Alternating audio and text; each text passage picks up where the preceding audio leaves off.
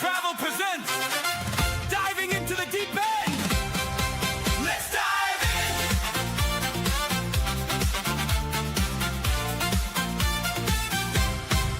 Turn on the camera, step into the light. Every new creator has a story tonight. Shannon found a reason, Keith found a way. Building travel dreams, one video a day. From cruise ship adventures to tropical views, sharing real journeys, tips and news. There were lessons learned with every upload. Now we're diving deeper down the creator road. What made them grow? What slowed them down? What kept them going When no one was around? We're diving into the deep end, learning from our travel friends. What worked, what failed, and how they set sail. We're diving into the deep end. Chance to travel's wait you too, sharing what they learned with you. CNS Travel and Eddie Lugo Studios, come on in, take a breath and dive right in. Dive in. Let's begin. Some ideas took off, some faded away. Some videos struggled, but they filmed anyway. Thumbnails and titles, timing and trends, turning subscribers into lifelong friends. The road isn't easy, the growth isn't fast, but every new lesson can build something that lasts. So bring your questions and join us live. We're talking about what helps a channel thrive. Why did they start? What changed their view? Hey Would there, they Wake stop? viewers. Welcome What or welcome would back to they the channel. do? I am Keith, and this is Weekly Travel. We're diving into Today, the deep end, learning from our travel friends. What worked, what failed, and how they set sail. We're diving into the deep end. Chance to travel's wake view too, sharing what they learned with you. CNS Travel and Eddie Lugo Studios, come on in, take a breath and dive right in. Creators, cruisers, travelers, are you ready? Shannon, Keith, CNS Travel, Eddie Lugo Studios. Let's go! We're diving into the deep end, where every creator's journey begins. The wins, the mistakes, and the chances we take. We're diving into the deep end. Chance to travel's wait you to real creator stories coming through. CNS Travel, Eddie Lugo Studios, the show begins. Take a breath and dive right in. Dive in, Learn more, create more. travel more. Dive into the deep end. With CNS Travel.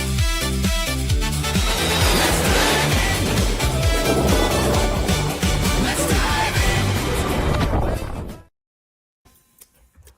All right. How y'all like that?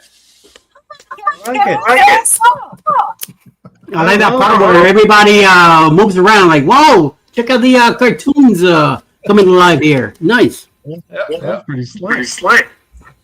Good, good.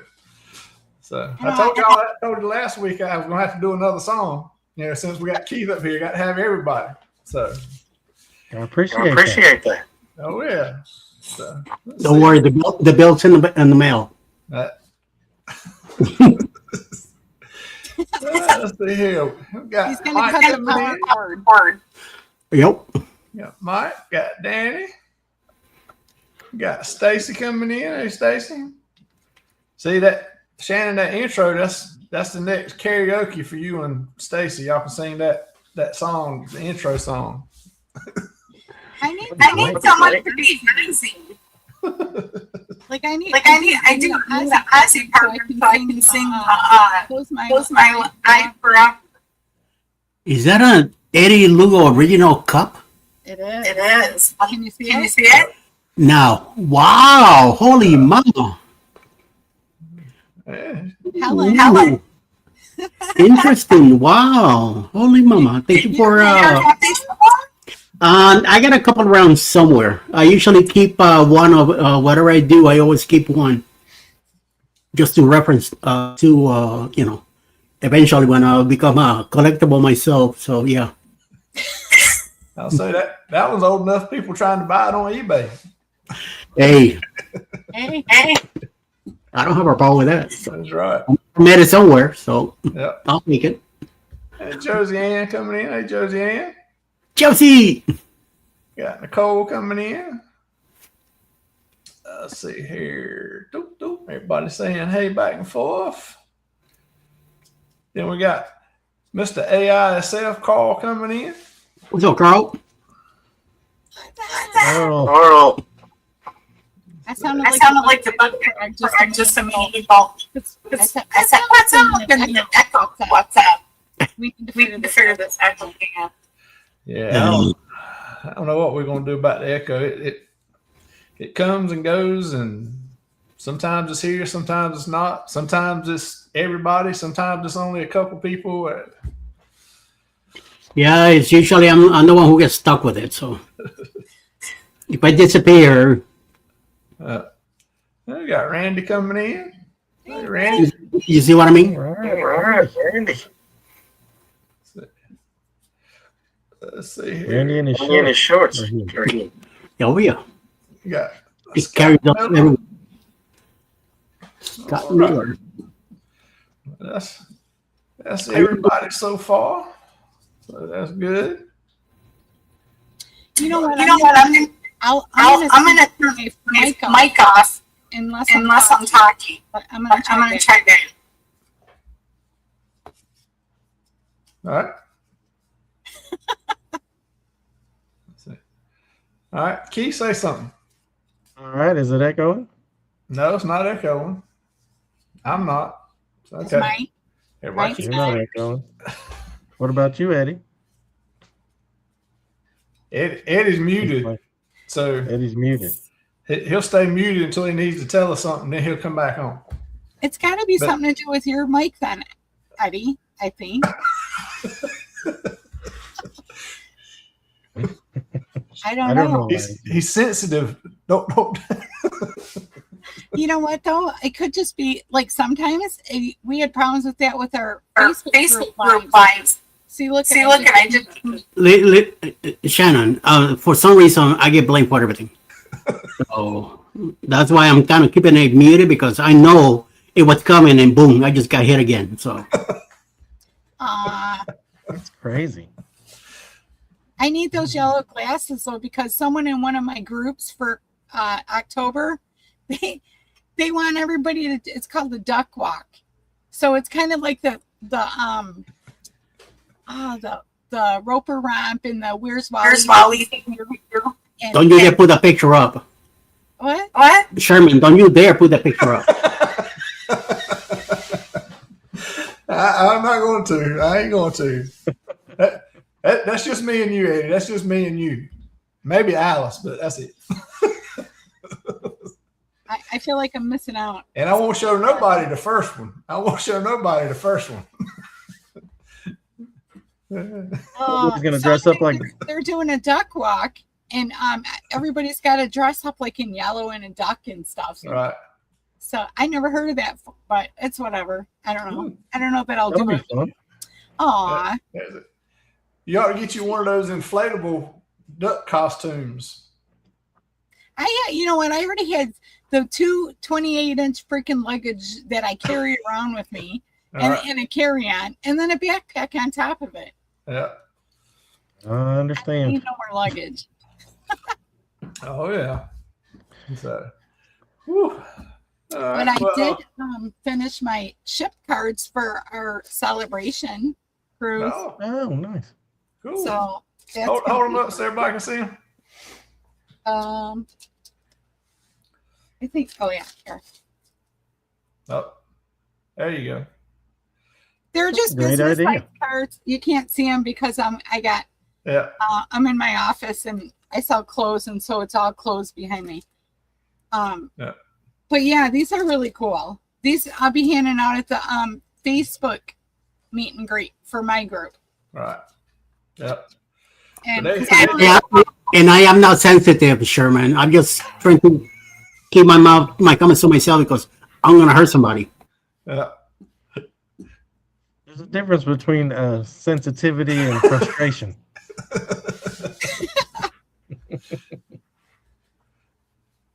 I know Stacy said our Uber's gonna hate us. I know, right? Because Oh yeah. Yep. Y'all have it full. Y'all have to get a large Uber just for y'all. with Yeah, the we do. luggage. well, we'll have a bunch of people in February going because I got a whole big huge group going on the 7th through the 14th, and then we have more people going on the 14th. Right. Unhinged. Oh We yeah. steal that ship card idea from you on my next group cruise. Yeah. You know what? They're awesome. It comes in handy, especially if it's a ship that you hadn't never been on, Right. because it'll have on there what floor things are on and everything else. It comes in real handy. It's real good. Yeah. Alice had it made, I think, on Etsy, like $3 a pop. Yes. She had it 2 done for Aqua and 2 done for the Viva. I got one for the Viva, but I will. That doesn't keep you away, Shannon. I want one of those too. Okay. No. How many? Pay for one. Because these are going to be they'll be laminated, and then I'll punch a hole in them for you can put in your lanyard or on your lanyard. So, yeah, and I'll have a couple hundred of them because I have the back to back. So I got to do it for my group on the 7th and the 14th. So, Yeah. I got ya. I mean, some people need them, some people don't. Some people are challenged when it comes to finding their way around. Well, I'm gonna need it on the celebration because we ain't never been there. I haven't either. I said I was gonna need it on the I need one for the Viva. I'm gonna have to follow Eddie and DC around on that. So I was like, oh, that's cool. Ready? I'm bringing something like this for everybody too. I mean, I think I got like 50. Where I got the whatever thumbnail I use for the cruise, and Alice will print them out. I get them cut, put them here, and I give them out like this. I believe that one on the Viva is gonna be orange, and then the one on Celebration is gonna be yellow. Okay. Yay! My favorite colors. Match your glasses. Must be your favorite color too. Oh, look, I got yellow on. This is one of my crew shirts that I made. Hey, Law. So I have a funny story to tell because I was looking. I look at all of the places on each level, and I make sure I have everything on these cards. And I'm looking for Pizza Pirate. I'm like, there's no freaking Pizza Pirate on this ship. There's not. And I don't know. I think it's a slice thing. You talking about on the celebration? Yeah, there's. Yeah, it's they call it something different, not the Miami pizza pie. slice, I think. Yeah, slice. What is- something. Okay. So Miami Slice, yes. I guess you know. The pirate pizza pirate. Yeah, it was really good on the Princess. They had excellent pizza, and they made whatever you wanted. That's good. Remember when it used to be 24 hours? Oh yeah, yep. Then Yeah. they cut it back. But yeah. Did That's you all right. see they're I bringing? can get away with not eating pizza at 4:00 in the morning. So Yeah, I usually might have it one time, but did you see? They're bringing back the nachos. Remember they used to have the bowls yeah, at the cantina, and so Yeah, now they're Blue bringing the Iguana. whole nacho bar back. yeah. They're having the nacho bowls at the Blue Iguana. Of course, it's only certain times. It's not all day. It's only a couple hours each day. Depends on if it's a port day or a sea day or what the times are.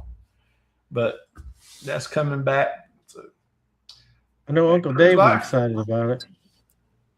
do I? I know Uncle Dave was excited about it. Oh yeah. I think he had to go get nachos last night. Talking about He probably did. so, Damn it, I missed all that crap yesterday. yeah.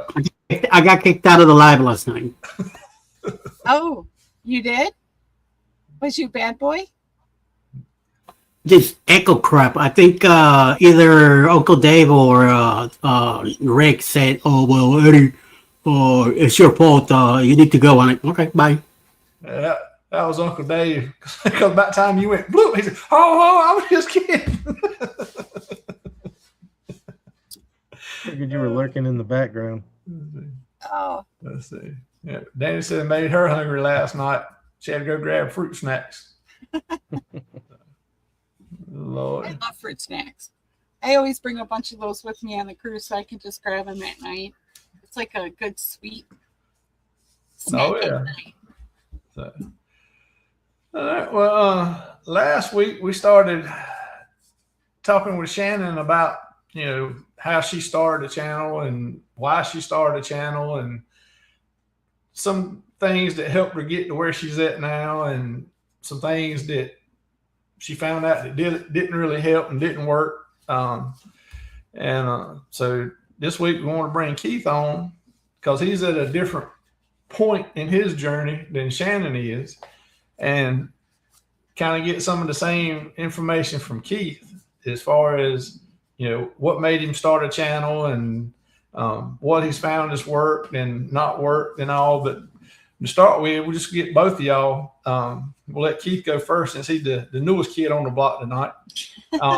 Just kind of introduce yourself, tell a little bit about yourself and your channel, what type of content you put up and plan to put up. And then we'll dig deeper in later on. Okay. Well, as a lot of people here know, my name's Keith. Yep. I started a travel agency called Wakeview Travel, and I really started the YouTube channel to kind of show potential clients places we've gone, ships, and ship tours, so they can find their way around the ship, things like that. And then I found that I just had fun doing it. I had fun walking around the ship, like getting up early in the morning, making it look like I have the ship to myself. Yeah. And I finally bought some better camera equipment, and because I had just had a GoPro on a stick, and it was just very shaky, so I got myself a gimbal, and it made it a lot more smooth. Right. That's what helped me out a lot.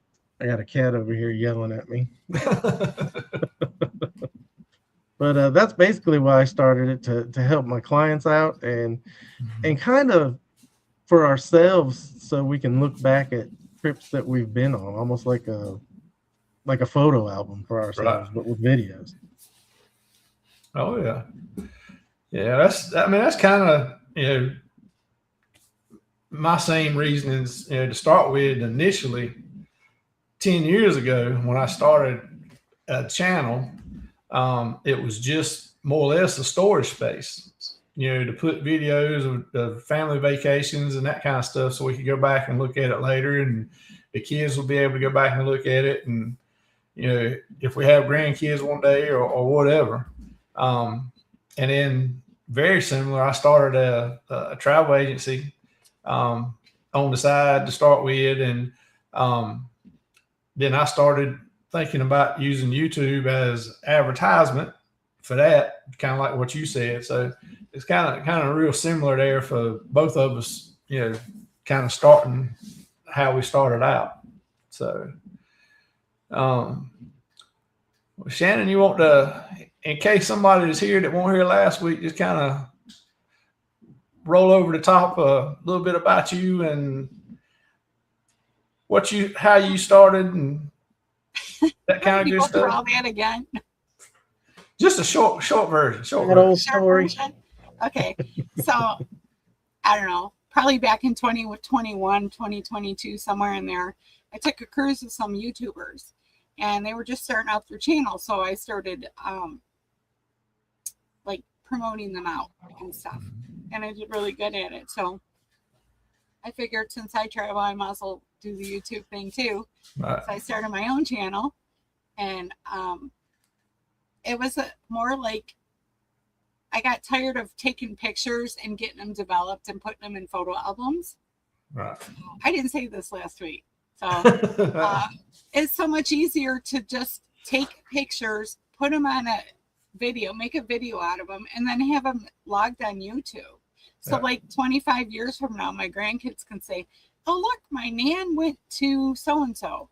Right. Or look, my nan was in Africa with the giraffes. You know what I mean? Yeah. So that's the main reason I did it, because, you know, you start running out of space, you know, with pictures and stuff, and it's expensive.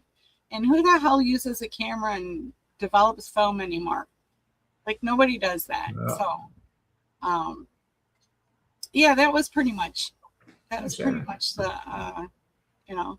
And then when my channel took off, the people I was helping out tried to destroy me, along with a couple other people the following year.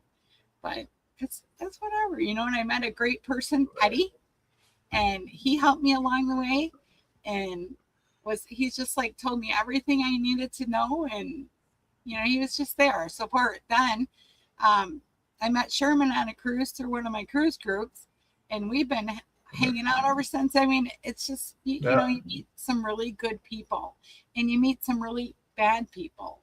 So you just gotta cipher out, you know, and decide, you know, just so. But it's good. I mean, I never expected my channel to be almost 16,000 people. Like, Right. wow. So Oh yeah.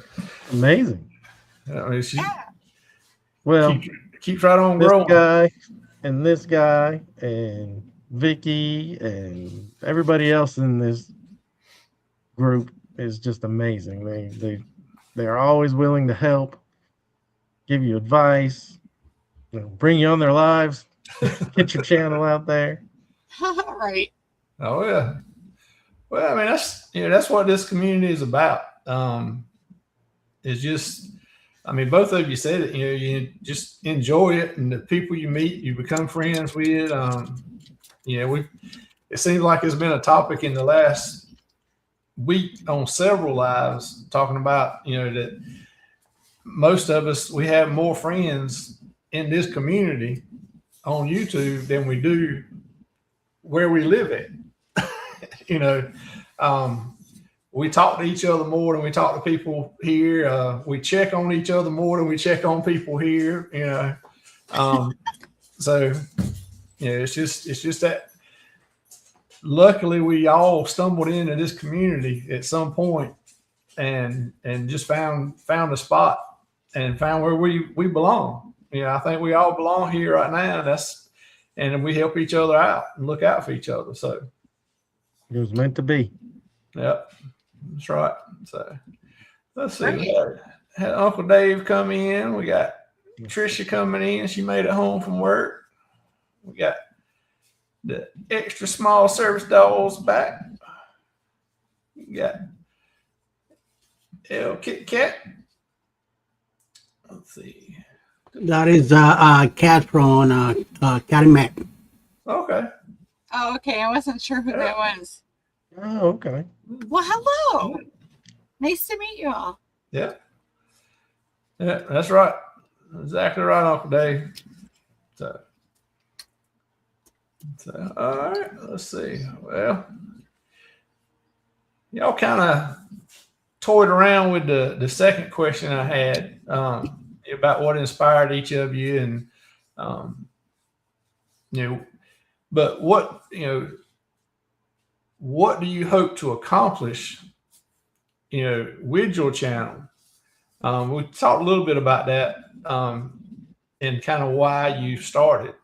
But is there anything that you really hope you can accomplish with your channel that you maybe hadn't said yet? You know, whether it's some kind of personal motivation, or, you know, just sharing the memories, or like Keith helping travelers and educating them, or continuing to build this community and growing that community that we're in right now. So either one of you want to go first? Go ahead, Keith. Well, it first started, like I said, to build my business. And then I started liking it, like we talked about. Right. Of course, I would love to be monetized, but at this point, I know one, Penny guys. but I'm going to take it. Of course, it's not going to happen overnight. I know I need to grow my viewers and subscribers, but I want them to be real. I don't want a bunch of bots to come in and just to get above that level. You know, I want it to people who actually want to watch the channel, who actually learn stuff from me, who enjoy watching it. I know I'm not for everybody. You know, there's channels out there that are not for me. Right. But your people will find you as long as you just keep being consistent and being yourself. But of course, yeah, eventually I want it to be monetized because as I grow my travel business, you know, that's part of my retirement plan. Right. You know, I mean, everybody has their 401ks and stuff like that, but I want to keep doing something after I retire, and I can do this anywhere I have Wi-Fi. Yeah. On a ship. On a ship. Yes, Right. that's right. With a group of friends. That's right. Exactly right. Yeah. See, I feel I really I'll never be monetized. I don't want to deal with that, all that comes with it. So I don't want to have to say, oh, I've got to make a video and I've got to have this many hours and I've got to do this. I don't want to be under that kind of pressure, because then it becomes a job and I just don't want to deal with that. So, you know, I'm good with where I'm at. I will have loads and loads of more videos and stuff going on, but that's just that's part of me. This is me. This is what I do. I travel. Hopefully I'll be able to travel all over the world before I die, you know. And so, but as far as, you know, making the money, you don't really make that much anyways, unless you're way up there. Right. So, yeah, right. And I mean, I have a good following, but, you know, sometimes you go on there, just like this, for instance, I made a video the other day as a short. Shorts are where it's at, by the way. If you're looking to boost everything, your shorts is the main thing. Your regular videos, I did a short the other day, and it was cardinals singing out in my backyard. And normally stuff like that just is a great video. I think I have less than 100 that viewed that. But then I could put a snake in my grass, and that thing's got 10,000 views. You know? So it's just like, it's a hit or miss.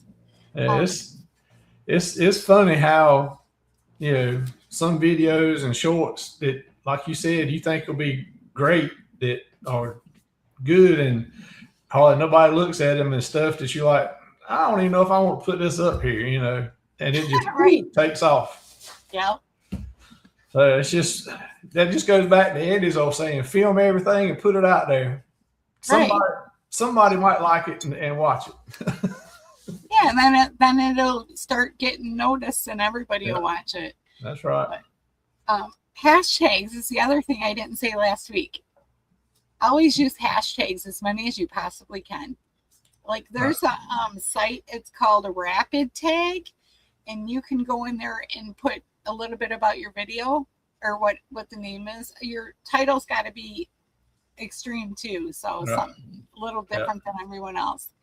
And so Rapid Tags, if you put in a little bit about what your video is, and then it'll bring all this stuff up, and you could just copy it and put it right into your description or your tags or whatever, and that'll boost your videos too. So I didn't mention that last week, so I was thinking about give that a try. What's that? I said I'm gonna have to give that a try. Yeah, because it definitely does. It does help boost, because it's gonna put your video in every area, you know, on the internet. So yeah, it'll put it in different communities other than the community that we're in. Right. Because, you know, you think about, we all look at everybody's in this community. We all support each other. We look at their lives. We look at their videos. We look at the shorts that everybody puts out. But if it's only 300 of us, then if you don't get outside of that, you ain't gonna get more than 300. You know, you've got to go outside in other communities and get some of them interested in some of your content. And they are. I mean, you may go into a woodworking community, but they like to travel and go places too. And so then they start watching it. I mean, I know I watch all kinds of videos and channels that are not in this community. And so you got to build up outside than what our normals are. And you know, just do what you can. Just keep doing. If you can do 2 a week, do 2 a week. If you can do 1 a week or 1 every other week, whatever you can do, you know, just keep doing it. Right. And there's no guidelines that say you have to do 1 short every day and 1 long content video every other day or anything. Just stay consistent. Yeah. Yeah. Yeah. Just stay consistent. And if you say, all right, I'm going to put out a video every other Wednesday, then just put out a video every other Wednesday, and people will become in a habit. They know that every other Wednesday you're going to put that out, so they'll be going to watch it. If you miss a couple Wednesdays, then they're going to find something else to fill that gap with. So That's my problem. It's just hard to find time to edit. I have a full-time job and a part-time job and then YouTube. So Keith, just an idea for you. I got one of those brains that never stop. So I was like, oh, I wonder if you, since you have, you know, your main thing is travel agency, like, what about if you were to put out a couple times a week a short about something about your travel agency? Like, it's good to do this because blah, blah, blah. You know what I mean? Like a helpful tip video. Yes. I think that might work for you. kind of, Yeah. Or Yeah, you but- could put something like, you know, Cosmo. Oh, you know what? Going to Cosmo, you can either, you know, give them a couple choices. You can go to Paradise Beach or you can go to Mr. Sancho's, and, you know, there's good and bad for each. I mean, just make it a quick video for your company, you know? Yeah, because that wouldn't take that long to No. edit. at Well, all. I noticed on Facebook that you were doing. For the travel agency, I had a schedule Monday through Friday, certain things each day. Tuesdays was travel tip Tuesdays, and I saw you're going down to the same thing. What I'm thinking, what she was talking about is you can take that post that you already got made up and scheduled to post on Facebook as a travel tip Tuesday, and you just show that and talk through it 30, 45 seconds. Yeah. And post that short. And That's a great idea. you're not creating any more work because you already got the information and the content there. Just changing it from a Facebook post to a short on YouTube. Mm-hmm. And then you could actually turn that into a reel on Facebook to go along with your post. But that's a whole nother. That's I come in too, and I grab it and I share it to a whole bunch of places. So And he's good about sharing it. That's for sure. Yeah. So I said, YouTube knows who your viewers are. You know, as you go, you know, you get a little bit more familiar with everything. You'll start picking up different things, and you'll be like, "Oh, I could do that. Oh, that's a good idea." Or you'll expand on it and say, "Oh, I could do that travel video, and you know, I could talk over it like Sherman said, and put some pointers in there, and you know, and then." Do a voiceover, a couple B-rolls. Right. Yeah, I mean, you'll start to think of different things to make it bigger and better, and then use your hashtags. You know, Cosmo, hashtag Sancho's.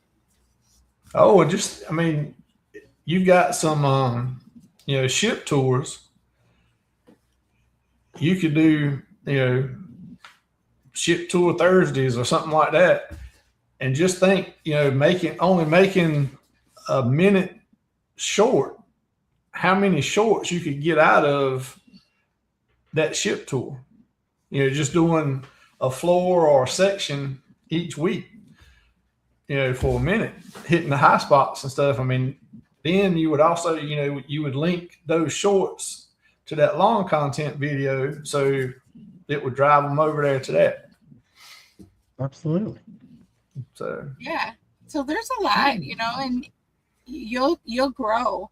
I mean, poor Sherman, he knows how sometimes it takes forever. yeah. But I mean, it's, well, you said it, it takes a while. yeah. Everybody, likes money and would like to make, Eddie Lugo Studios money in YouTube, but we can't get there yet. So, but one piece of advice I will help you or tell you that will help you stop. Don't worry about it. Don't think about it. As far as getting monetized, don't sit there and look at your analytics every day. There's some other people that are gonna say, no, you got to look at your analytics every day so you can know what you're doing right, what you're not doing. Analytics are analytics. Don't look at it. Just be you. Put your content out and be consistent with it.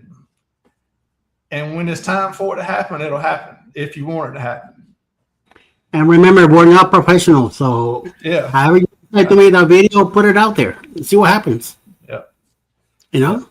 And you'll see, I know I do, the least edited videos of yours will do better than the most edited videos. We're, like what Eddie was getting to and saying, is we're not production crews. We're not putting it in movie theaters. When you think about when you go to look at a video on whatever, you're looking to see how something was done, how it was. So you want to see real life, what it's going to be if you're standing there. Well, if you put too much editing in it, then that's not the case. It's what we all would imagine it to be. It's kind of like going to a fairy tale, Right. So it's hard not to edit as much because you want to make cool stuff and you want to make things you want to make the thumbnails come to life with cartoons like I did in the beginning. I mean, you want to do that kind of stuff, and you can do it some, but just don't do it the whole time, the whole Right. video. But don't worry about it. Just keep chugging along. It's going to take a while. It ain't going to be overnight. If you did hit something and you skyrocketed overnight, chances are you're going to lose it overnight too, because whatever that viral short was you put out there, more than likely ain't going to sustain for long term. It's going to go up, and then you're not going to have another one, and it's going to fall right back down. But just keep going and keep doing, and don't worry about it. Don't stress over it, because when it happens, it happens. When it's time, when it's right.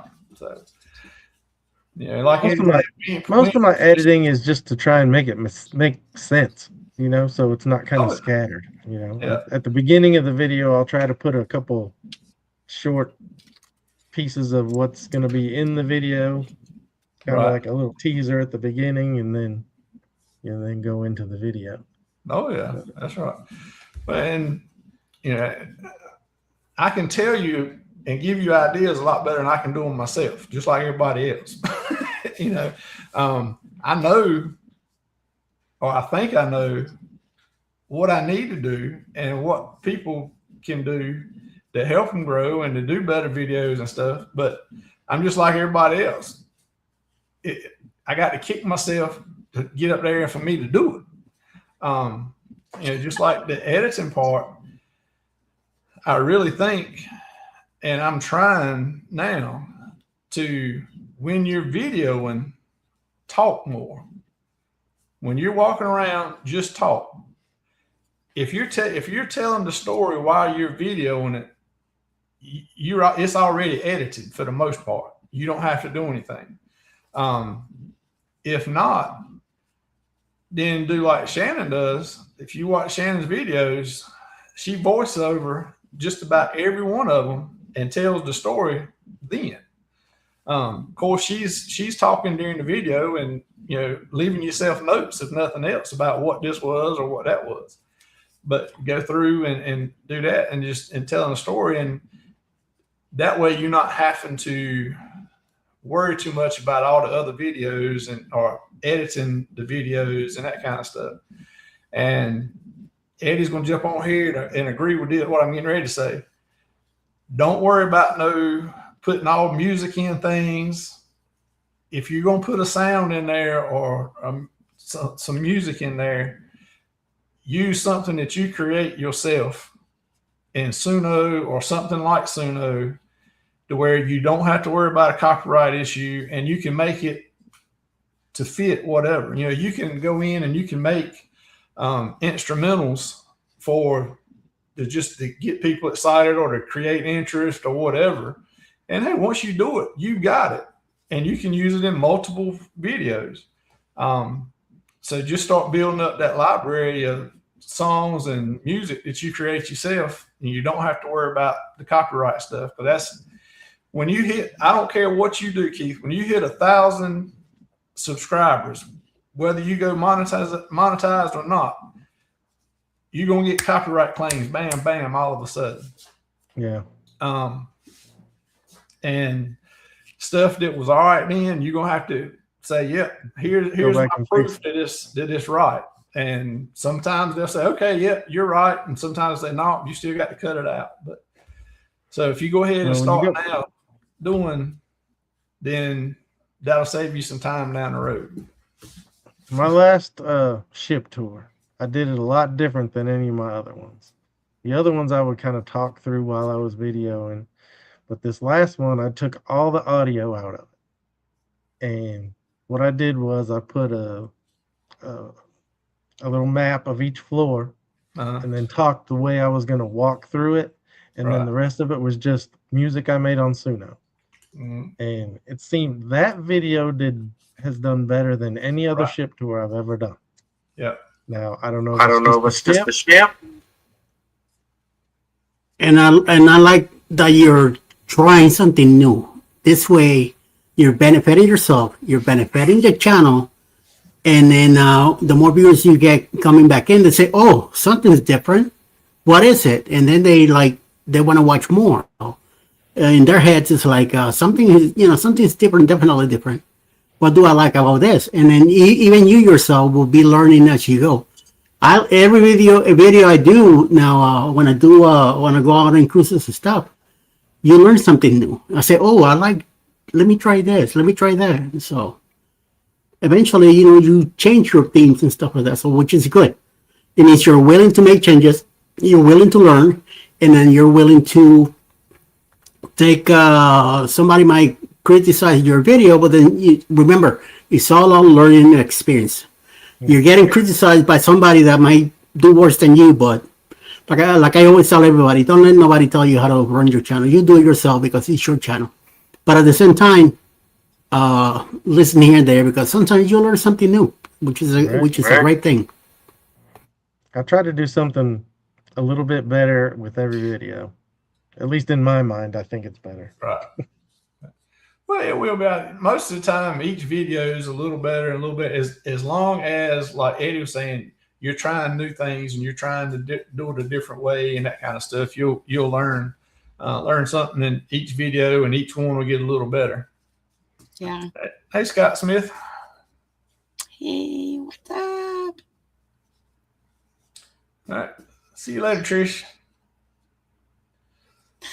Getting caught up Trish has here. left the building. So, Yeah, you'll find your own niche. You'll be like, oh, Like I do this thing in the beginning of my videos. It's called the Chancer Preview.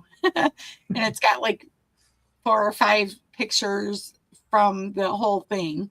And then it goes into the regular video. So just something that I picked up along the way. So I'm gonna try that, Kind of hook them in.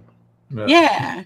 But yeah, because a lot of times when people are watching a video, they only watch a couple minutes of it. And if it's not interesting, then they move along. So if you have pictures at the beginning, Those first 3 minutes of your video are very important. The rest you could mellow out and hopefully to stay along for the ride. But those first 3 minutes, they're crucial. Yeah. No matter how you start your video, whatever you do, the intro, if you do an intro or not, if you go right into the video, however you do it, those first 3. Yeah. And then like Shannon was talking about with, giving a little taste of what the video is going to be about in the first 30 seconds, that's going to keep them there or help to keep them there for that 3 minutes that Eddie's talking about to get them in there. Now that is one thing. If you can look in your analytics, not every day, but just look in them and go to your videos, especially ones that don't do good. See when the viewers fall off. If they're falling off in that first 30 seconds, then they're getting bored or whatever they thought that was going to be about is not going to be about, or they hadn't seen anything to make them think that it's going to be about that topic. So, I think from what a little bit I've been looking and researching, everybody spends too much time on editing, like we were talking about earlier. You need to spend your time on the title of the video, the topic of the video, and your description, because that's the 3 things that is going to get people to click on it and watch it. So it don't matter how good the video is. If you don't have those 3 things, they're not clicking on it. They're not getting an opportunity to watch it. You're not getting an opportunity to put it out in front of more people. So focus more and put more time into those than you do the editing. What about the thumbnail? Yeah, thumbnail is part of that. I guess it really would be the big 3 T's would be topic, title, and thumbnail, and then your description. But the thumbnail is your advertisement, that and the title. And I think that's what Shannon was talking about with the hashtags, putting the hashtags in the title. That's going to get some people, put it in front of some people that it may not have without that hashtag. Something that is relative to that video. Yeah, there's also a place when you're doing your video down a little bit, and it'll say tags, and then that you want to put that in there too. I put them in my description, in the title, wherever.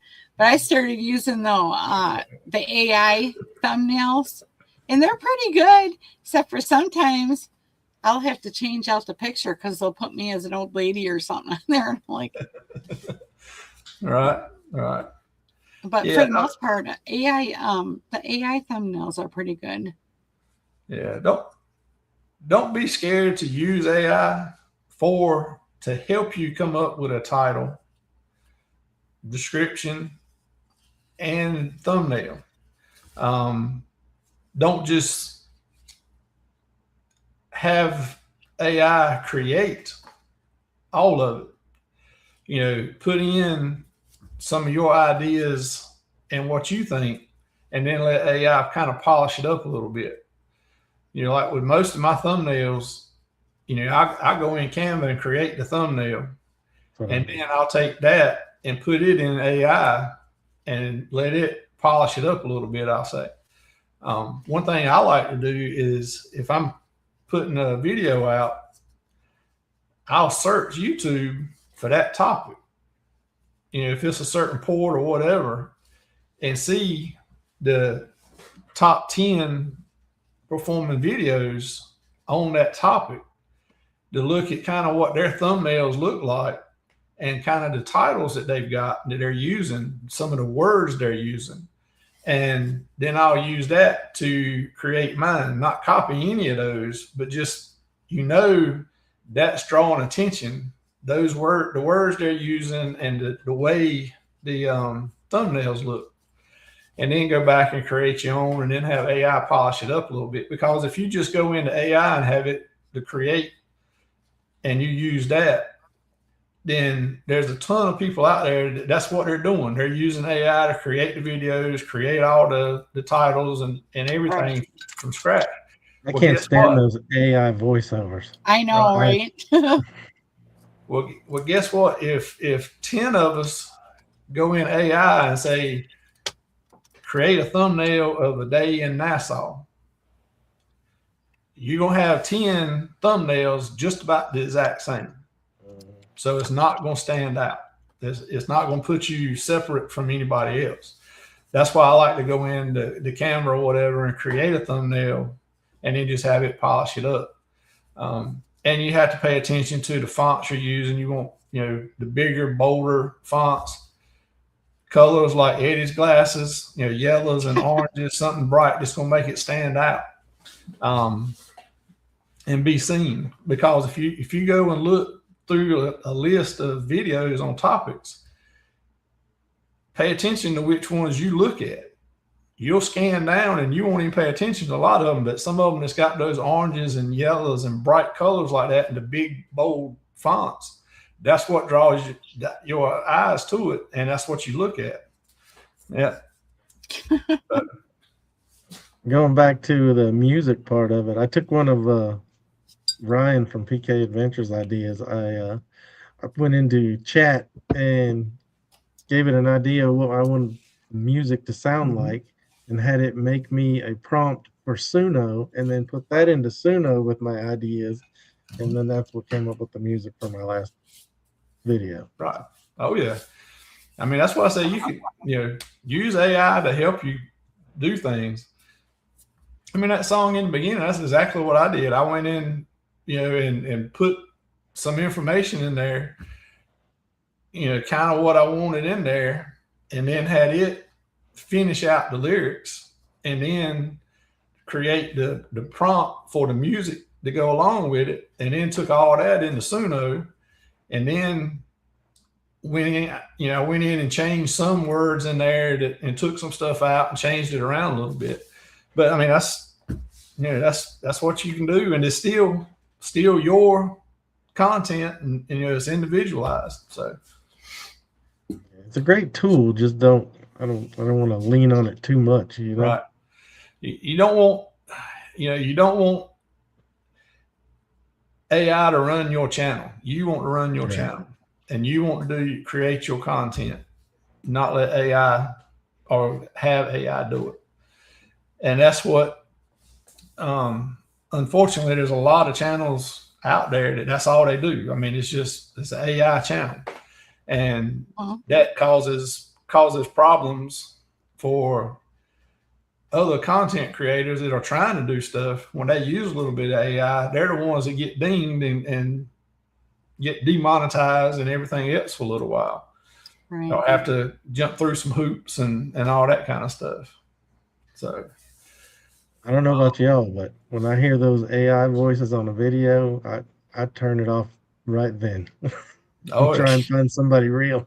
Yep, that's right. I know they're annoying. And it's always the same voice too.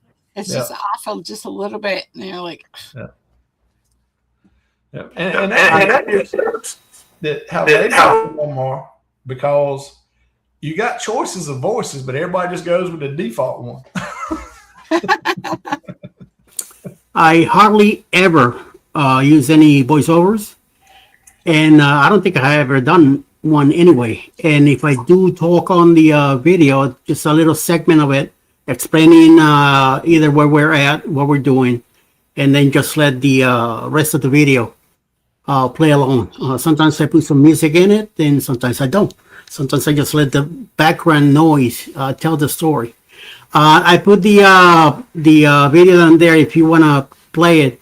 That's the latest one I done, where we're gonna go to Paradise Beach and all that. Something we're doing while we're gonna be on the cruise for the 4.0. So I did this little video, put it together to show one of the places we're gonna go and how much fun we're gonna have. This little short video, it took me a while to put it together. I did a major amount of editing to it. I used one of my own songs. Sherman seems to like it a lot, so he's probably gonna keep it now that he has it on position over there. So who knows what's gonna happen to it? But I've been planning for now until we go to the cruise. Once we get back, and some of my videos that I'll do from whatever I film over there, because it's gonna be open. I'm gonna film like crazy. That song is gonna be on some of them, those videos, and I am looking forward to it because there's a lot of people that are gonna be in trouble because I like to film everything, and a few of our fellows are gonna be doing the dingy down the drain, and I'm gonna make you famous in YouTube. So. All right, let's see what it's done here. Let's move along.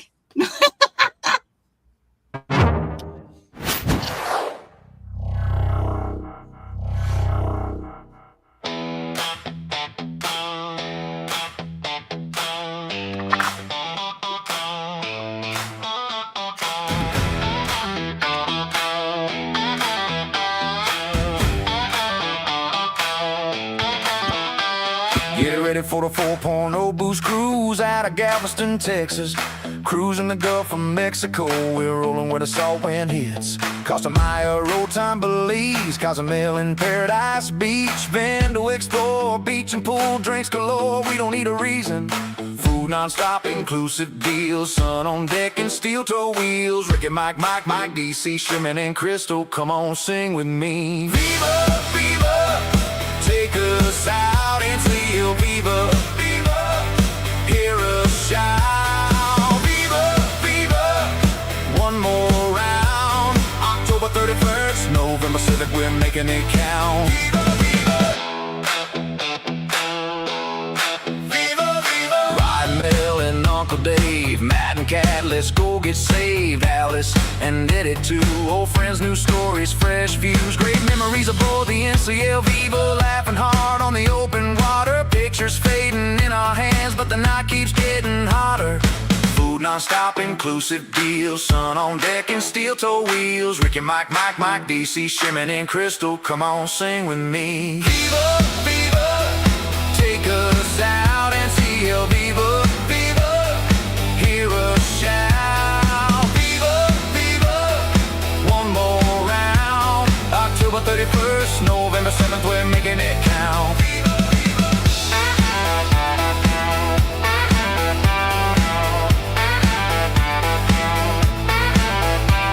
Raise a glass to the horizon line, let the good times break through time. Costa Maya, road time Belize, Cozumel breeze, we're living free. Viva, Viva, take us out and see El Viva, Viva, hear us shout. Viva, Viva, one more round. October 31st, November 7th, we're making it count. Viva, Viva.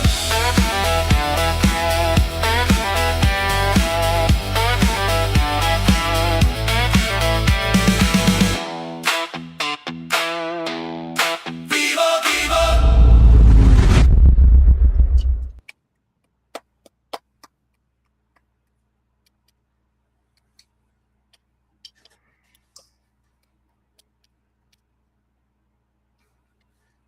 Let's see. That was awesome. All right. Why ain't we moving Good. back? Like That's we're supposed great. to? Oh, thank you. That was good. That was good. Yes, it was. Absolutely. I was like, There we go. There we go. I even And I, had it. and I do not like country music.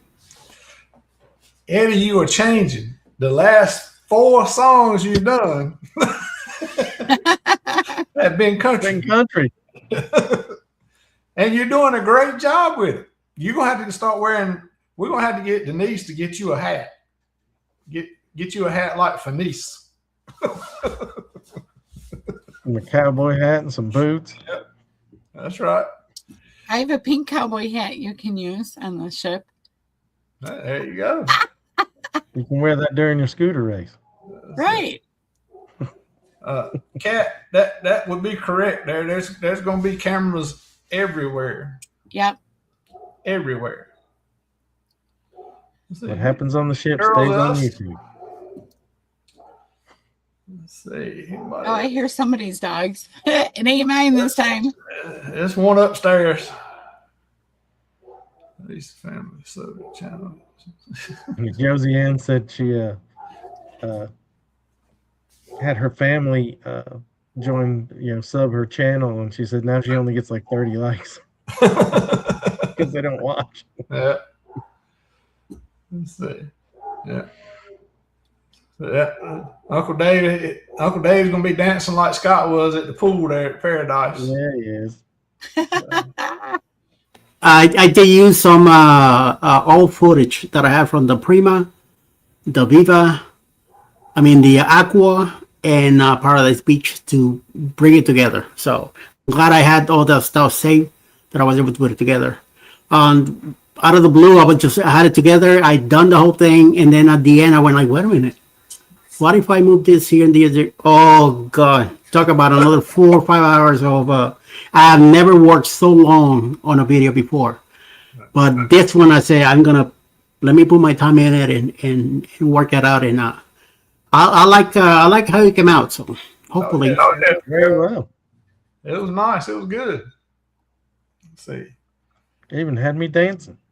Yeah. Said she actually had to take some of them's phones to subscribe, but now she regrets it because they don't watch or comment. Yeah. See, even Miss Alice said that was a great job, Eddie. Yeah.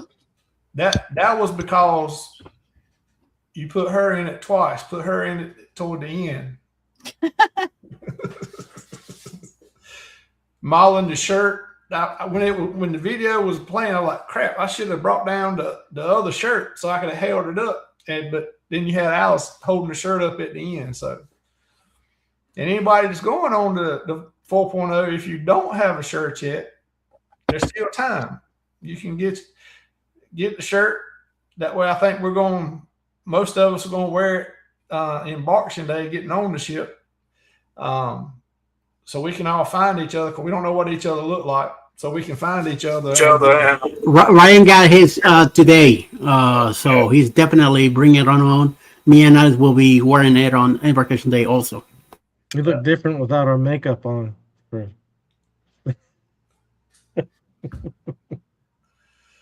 So, let's see.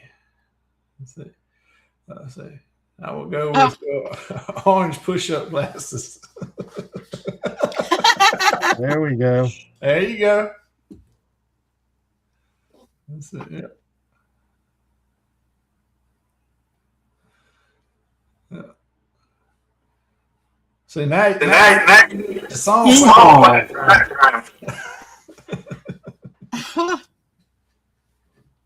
Interesting.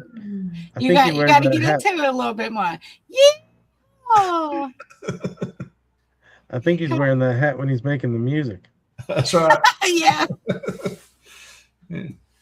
Yeah, he gets his hat on, puts his boots on, and gets in there in the room by himself and starts making music. Who's stepping around the room? I was looking around to see if I had my cowboy hat handy, but it's probably in my other office. Lord. All right. Well, we've talked about a lot. We've already been over an hour, and we hadn't been but 2 questions. I told you I have to keep up with them. Can't never get through them. Keith, what's some of the most difficult parts you found in starting a channel? From being comfortable on camera, learning to edit, video ideas, creating thumbnails, getting the first subscribers. What was the most difficult and surprising to you when you first started? First was getting used to hearing my own voice. And I would do an intro for a video and I would do it 15 times. And then I would end up going back to the first one I did. Right. But and then just learning how to do the editing and finding time to do the editing. Right. You know, I probably need to change. Eddie tells me I need to get rid of CapCut and go to a different editing software, but it's just going to be another learning curve. But you know, Well, I do use InShot. That's what I use on my cell phone. I do have CapCut that I use for intros, outros, and some of the stuff in between. I do not use it for videos no more. I got punished. I got smacked for that. They took me out 3 months, and I am not doing that crap no more. So yeah. But I still CapCut I use once in a while for the intro or the outros or the when you see the credits. But if not, I even uninstall it from my phone completely. InShot is the one that I constantly use for everything I do. On this little thing, I don't use my laptop or computers or nothing. I do everything on that thing.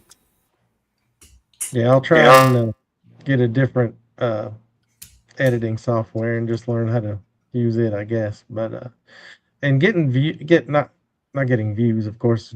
It's hard to get views when you first start out, but getting subs was hard. I had like 60 subs, Right. like right before the first of the year, and then I somehow stumbled upon this group, and now it's gone up to almost 260 within just 5 or 6 months. So Oh yeah. it's growing. It's going in the right direction. Yeah. So Well, I can't complain at all about that. Yeah, the more subs you get, the more you will get, because there's more people watching. They're putting it out, and YouTube is seeing that more people are watching, so they'll push it more out. So it's kind of like making a snowball. You know, you start at the top of the hill, a little thing, and you roll it down to make a snowman, and it builds up as it goes. So It was frustrating at first, but I've learned it's a marathon. It's not a sprint. that's right, exactly right. Let's see. I still make the It mistake needs of a looking at my little horse analytics tour. more than I need to. Yeah. Yeah, And that first 100 was like the killer. uh, It's like, and then you would go in there and you'd be like, I got 99. Yeah. Yeah. And then you go to bed, Then you and go- you wake up and there's 80. You're like, Yeah. what in the what is going on? That was the worst. Back and Yeah. forth, back and forth. So and That's then the one who would, oh those sorry. are the ones that would subscribe, but they wouldn't, watch enough of the video or something like that, so the sub didn't stick, I guess. I don't think anybody really knows why it does that. But at that time, everybody was having issues. Everyone on YouTube was having issues with their subs being taken away. And they weren't just one or two, they were 10, 20, 40, No. and it was frustrating. Remember that, you guys? Oh yeah, yep. But Keith, like Shannon said earlier, if you want, it's surprising to me. I still don't understand it. But to help with the subs, put out more shorts. I gained more subs on shorts than I have any long content, Right. and they keep watching. I mean, as long as you put shorts out, they still watch. And that's where people's attention span is going to, is getting shorter and shorter. So they want to watch a minute video versus a 30-minute video. And so the more shorts you got, the more they're going to look at. Now when I do a video, I try to keep it to 10 to 15 minutes long content, because I mean, you can have a great topic and you can have a great video that's 30 minutes and you can have some people watch it. Absolutely. but I think you're going to get more people to watch it longer at the 15-minute mark than you are the 30-minute mark. And I think, who knows, 2 years from now we might be making long content 5 minutes, 10 minutes. Because I think that attention span is just getting shorter and shorter. I mean, that's what people are watching, the shorts. They're watching reels. They're watching TikTok. I mean, all that's is shorter and shorter, so they can watch more and just sit there and scroll and scroll. And it's all most of it's on the phone right here. I don't have a problem watching on the phone. I can't imagine editing everything like Eddie does. I mean, that's all Eddie uses right there is his phone to make everything. It don't matter if it's a short, a long content, or whatever. That's what he does it on. It would drive me nuts. I couldn't stand it. Me too. But that's what he does. And on whatchamacallit, That'd be me with the phone. my average is like 12 minutes, and the series that I did from our 20th wedding anniversary. Now every video that I did, they're about half hour long, and it just everything I did on that day, me and Alice, or being by myself, or her, or whatever, I put everything on that day because that's what I did the whole day. But do I go back to the 10, 12 average minute? We'll see. It all depends on what I film for that day. The last video is one of the shortest ones, but almost every video in that series is half hour long. This time I say, let me just expand it a little and see what happens. Give it a shot. Like I told Keith earlier, doing something different, making some changes and see what happens. Just test the waters out. Well, I'm a little guilty of it myself. When I'm watching a video, if it doesn't get to the point pretty quick, I either find another video or I just tune out. Yeah, I mean that's what we're all being trained to do. Is we want to get the information quick and move on to something else. So, and this is what did it to us. That's right. Oh yeah, and it ain't going away. No, might as well roll with it. That's right. Keith, we'll throw this one back to you. Finding your channel's identity. What made you decide the type of content that you were going to put out? Was it just because you were using it for the travel business, or was it personally that's what you wanted to put out? That's what you like to do, with the cruise vlogs and travel tips, and you getting into live streams now and getting into that. So, how did you come up with your channel identity? Well, just because I love cruising and I loved watching cruise vlogs, I would just keep searching and searching cruise vlogs just all night long. And my wife was like, "Can we watch something else?" So then I was like, "Man, I could do that too on our vacations." I really wanted it to help with the travel business too, of course, but I just love cruising. I love traveling. I have a couple other videos of like some hotels, and I've got some in the basement. I got to get out that we had some road trips that we took that to Galveston and things like that I need to get out there. But as far as the identity, I just want it to be just travel. I mean, I'm not stuck on cruising, but I do that more than anything else. So that's what it's going to end up being. And I love doing the lives with everybody. I mean, especially on Saturday nights, it's just fun hanging out with everybody. It's like it's all the friends that we didn't know we had out there. That's right. Hey, you just got another subscriber here, Keith. Oh, nice. See? Traitor. She was supposed to be. You know what? Good thing that she just popped out because it reminded me that at the beginning when I started getting into lives and stuff like that, Alice used to come in and complain to me about it. Oh, do this, do that. I said, sit next to me. Somehow I finally convinced her to sit next to me. Now she has her own channel. Now that you said you do room tours and stuff like that, I let her do the room tours and stuff like that to put on her channel. But what does she do? She keeps it on her phone. So I'm the one who got to come behind her and say, give me the phone, put your Insta app available, and let me play with it. And I end up doing the video and putting it in there. You know, I got her a little spoiled when it comes to that.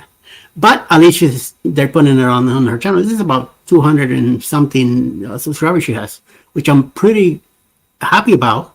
I'm very proud that at least she's out there, not involved.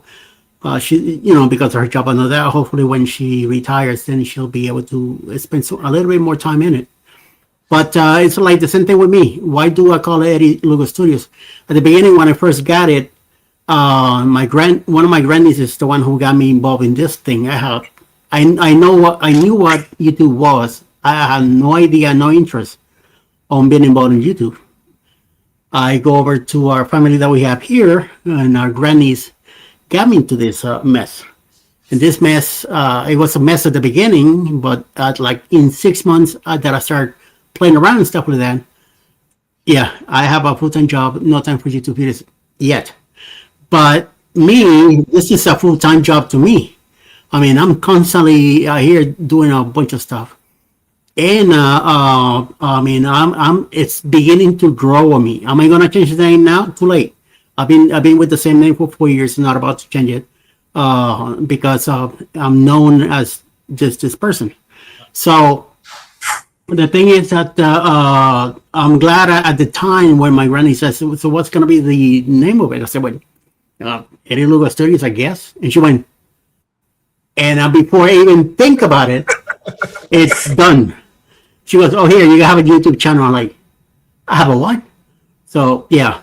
So we began with doing drawings and coloring pencils. So me and her, we used to sit for each other. She used to give me at the time she was 14. She's giving me assignments. That illustrator. That's how he's trying to get. Yes. So that's how we started the whole thing. Every week we were getting together, and she would give me a topic and a title and what to do, and we'll go over there. As I'm doing the drawing, she's filming. And then I would kind of put it out there because I wasn't doing too much editing at the time. I do have a television background where I learned how to edit and all that on those big machines and all that big stuff that I used to have back then. When I got into the phone, it was just too small to work on it. But I kind of start, get into it. I got in touch with Megan Walk from the Ray Parade on Fridays. I got together with Meg here in Atlanta, and she started showing me a little tips here and there. And then I started getting the hang of it. And like now, forget it. I do everything. That's why I do everything on the phone. So, but it's just been like that. It got crazy at the beginning. Once I learned how to do a live, forget it. It just opened up a whole new world. And then before you know it, I expanded everywhere. And the same crap that happened to Shannon with some schmuck, it happened to me. But we got out of that. We beat it. We moved on, and we're doing way better now. Right. Before. So if you don't like my channel, keep scrolling. That's just the way it is. Right. So do your thing and put it out there. People will be here. People will not be here. But don't worry about that. Don't worry about numbers. I don't worry about none of the stuff. Just continue doing what I'm doing. I try to stick to a schedule. I got a whole bunch of lives everywhere. So yes, just continue doing your thing. Don't worry about anybody else. Everybody else, stay behind. They want to be with you. They better be next to you as you're running. They're running too. So just moving on and keep going. Best. When all that went down a couple years ago with my channel, and I mean, my feelings were super hurt. I was just like ready to throw it in and say, you know what? What the heck? I mean, how can people be so cruel? You're going to always have the people that are jealous of your channel that will try to sabotage you in any way, shape, or form that they can. But you know what? They're not worth it. Like Eddie said, you know what? There's millions of people out there, and the travel community is just this little tiny slice of what's out there. And so that's where I started going into all the other channels and all the other communities. And sometimes right. It was horrible what they did to me. And I thought these people were my friends, and they weren't. Yeah. And they really just, but you know what? I'm better off now than I was like back then, I mean, look at my channel now. I bet it's overrun everyone that ever gave me a problem back in the day. So, Yep. I almost can't wait till I get some haters, because I've always said if you get some haters, you know you've made it. right. Well, They're coming. haters are Wait till you start hosting the Saturday night. right. Then I'll get some haters. Yep. You get some haters. You probably already got some. You just don't know about them. Right? I probably do. Well, I was hoping that he could. Hey, Bill. I was hoping that Keith will take over on that Saturday that we're gonna be on the Viva, but apparently he's gonna be on another cruise too. But you're not getting out of this one. You will eventually get one. Guarantee. That's right. That's fine. It's just the timing didn't work out. I got a group cruise I'm going on. So Well, that'll be fun. You're going on a cruise when? Scarlet Lady, we're going in October. Oh, okay. 6th day, the 25th to the 31st. Nice. And then we're getting on the Bright Line from Miami and going up to Orlando and going to Epcot for the day and then flying home the next day. Nice. Cool. I don't blame you. That'd be fun to do. Yeah, it sure would. I I'm haven't been to excited to Epcot try since I Virgin. was a little kid. But I still remember it's a small world. I don't think that big ball ever changed. I think that's always forever going to be. It's a small, isn't it? It is. Yeah, it's a small world. Yeah. No, I don't know. I could be wrong. Well, Keith, have you found anything that you think has made your channel grow yet? Any strategies or certain videos or anything that you think really made it start jumping? Well, we've touched on a lot of that already by, just me finding this community and getting advice from everybody and everybody supporting each other. I've had a couple videos that, usually I get around 100 views. I've got a couple of the last few that have gone, they're almost up to 2,000 now. So Nice. Good for I don't you. know what I did right with those videos, but I'm going to try and replicate it on the next one. That's right. That's right. I've, like I said, I've tried to just do a little bit better on each video, or at least in my mind, think I'm doing something better.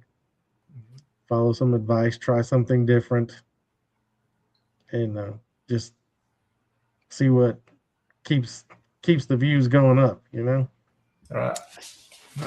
Try to Maybe be post real. on I'm not going to charts. try and get away from myself, trying to do too much AI. I just, like I said earlier, I want my channel to grow naturally. I want it to be people who want to come and watch me. Right. Also, don't use anybody else's footage on. Don't take it, like film it and bring it, because somehow YouTube will find out about that too. So you just don't want to get yourself in trouble. Do what now? That don't use anybody else's footage or videos or stuff like that to kind of make it look like it's coming from your channel. That's not gonna work. That's another way of getting yourself in trouble. I don't think I've ever tried to use anybody else's videos other than my own. Yeah, just use your own content and don't copy the other anybody else. else who keeps traveling. She's having too many drinks. Who knows what's on the cup? There's a section on the YouTube Studio where it has to do with content detection. Always make sure that section it's clear, no matter what. Make sure they always archive everything that is in there. Make sure you clear it out. Always clear. That's how I find out. My first time that I got punished. Supposedly, he kept saying that I kept using somebody else's video stuff, even though it was my own that somebody else was using. Had about 130 videos in there that I didn't know about. Once I cleared that and I reapply again, boom, I was right back in. Now, this second time that I got smacked out and kicked out, it because of AI. I ain't using AI no more. Just for some of the stuff on the thumbnails and stuff like that. But for the video itself, it's all my own stuff now. Yeah. So. Well, I don't The know only what's thing going I've on ever- with me. I'm going The in only and out. The only thing I've ever had a problem with copyright was music from CapCut, and it was just random stuff that I would put like behind, showing the pictures of food or something like that. So ever since then, I've just started making my own music for that. no.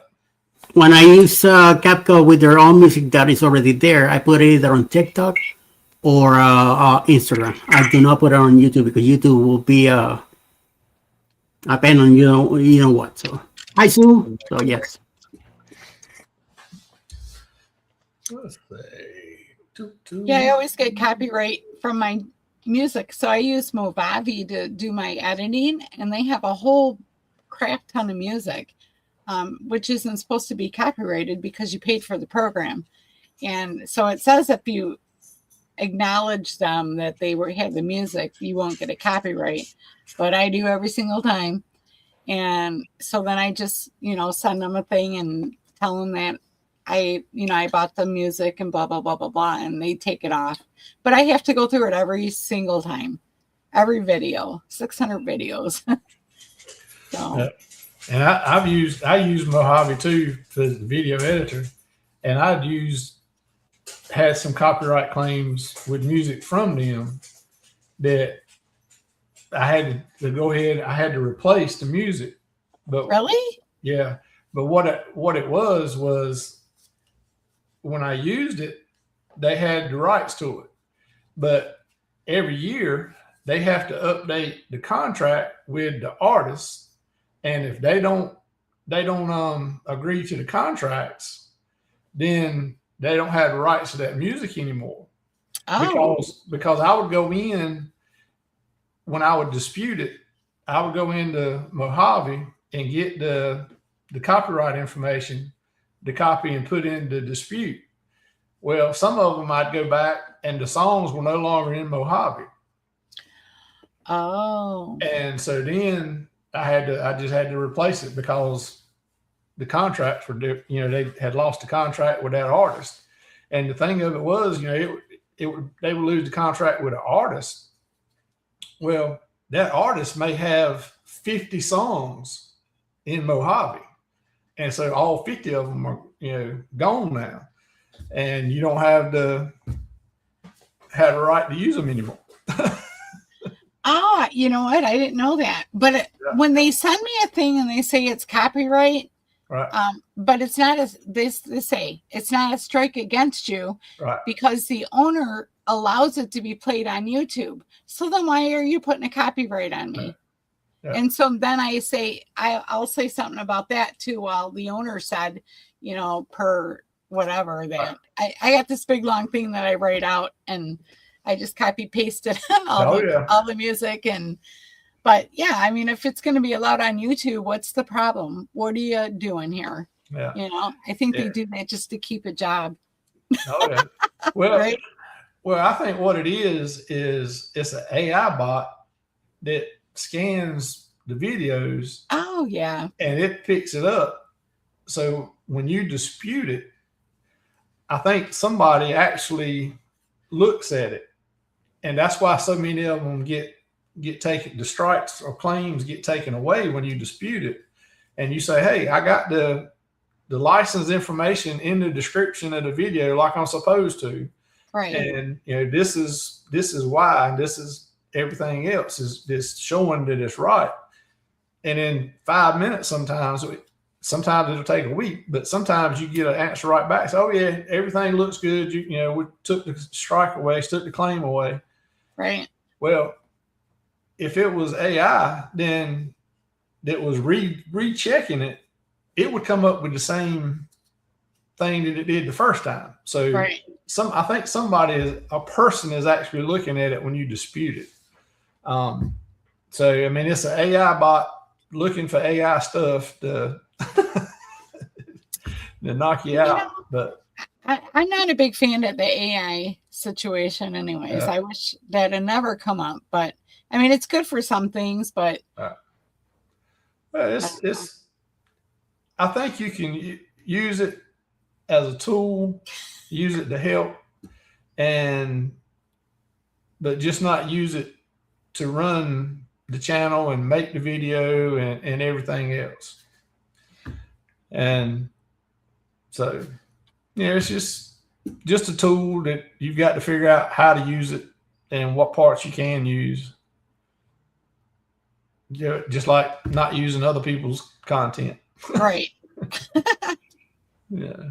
Let's see. Use my own. Yeah, because you kind of see that on some of the bigger channels, like they'll use other people's content. Like There's some licenses and stuff that you gotta go through, and sometimes people get wild and do crazy stuff without checking, and they will eventually catch up to it. So just be careful. Yeah. For some reason. Yep. Yeah. Chris, you're right. You're 100% right. Sometimes they film with their own phone what somebody else did or some stuff like that, and that's one of the ways to get in trouble.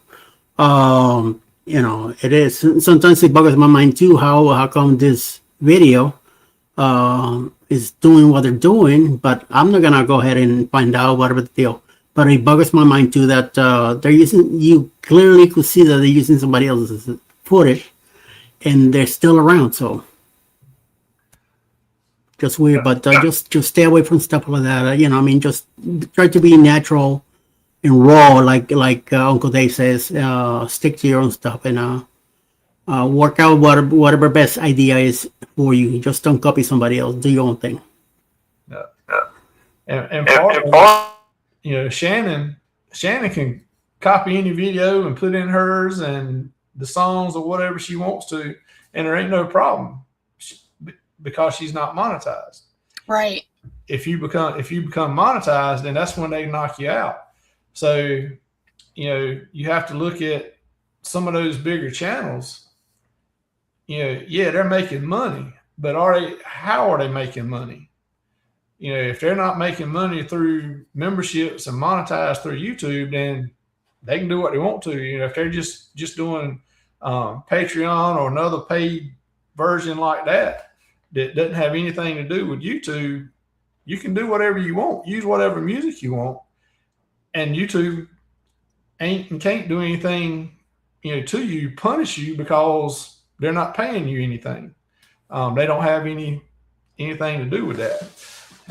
Some of the bigger channels, they're using Patreons and different platforms like that, along with sponsorships and everything else that don't have anything to do with it, and that's how they get by with some of it. And then, like Eddie said, they're big enough that they buy rights, to content, music, and everything else to use it, because some of the the bigger popular songs draw people to your content. So they're making enough off of it that paying for the use of it is worth it to them. So, that's little bitty people. It's a long ways away for us to have to pay for something like that. right. That's part of that. Remember, I said I just don't want to deal with all the crap that comes around with being monetized. That's part of it. and I don't want to have to watch every single little step I do because I'm not making it's not worth it to me. So I do it for fun. When it doesn't become fun no more, you won't see me. That's all. Yeah. That's You know? right. I know when I'm videoing or whatever, a lot of times there's copyrighted music playing in the background, and Yes. I'll either dub over my own music or maybe just leave about 5 seconds of it in there, so there's not enough to Yeah. maybe get copyrighted. Yeah. Yeah. It's not a rule or anything, but I have found for me so far, let me find some wood, that as long as I keep everything under 7 seconds, you don't have an issue with it. But that, like I said, that's no rule. There's nothing written down anywhere. You know, I may do something tomorrow for 3 seconds and bam, I got it, you know. But so far, 7 seconds is kind of the sweet spot limit for me. That as long as I stay under that 7, like when we're doing, filming, shows in the theater or whatever, and they're doing a song or playing music that's obviously going to be copyrighted. I'll film a lot of it, but I'll chop it up into 7 seconds or less. I may have 25 seconds of a whole or 21 seconds of a whole section, but I'll have 7 seconds, then something else in 7 seconds, and then something else, to break it up. And it works so far. But if somebody uses it and they get a claim, and don't go fussing at me because it's not a rule. I know it's one of my Australia videos. You notice the video I did yesterday? It was the Australian song that they had, and I did cut it up. So I cut it up into a few different sections, but I have a video where we were singing hot cross buns because I had tried hot cross buns for my first time in Australia. And so Byron, the guy that I was with, he put that song on his radio, and I let the whole thing play, and it was like right away, copyright. I was like, well, too bad I'm not monetized anyway, so it doesn't matter. And I left it up, and it still got a copyright on it. But, it's funny. And I can't replace anything with that because it's just not going to be the same. So, yeah, I mean, there's some things just like what you said right there is, you've got to have whatever that music was in the background or the song to go with it, whether it's copyrighted or not.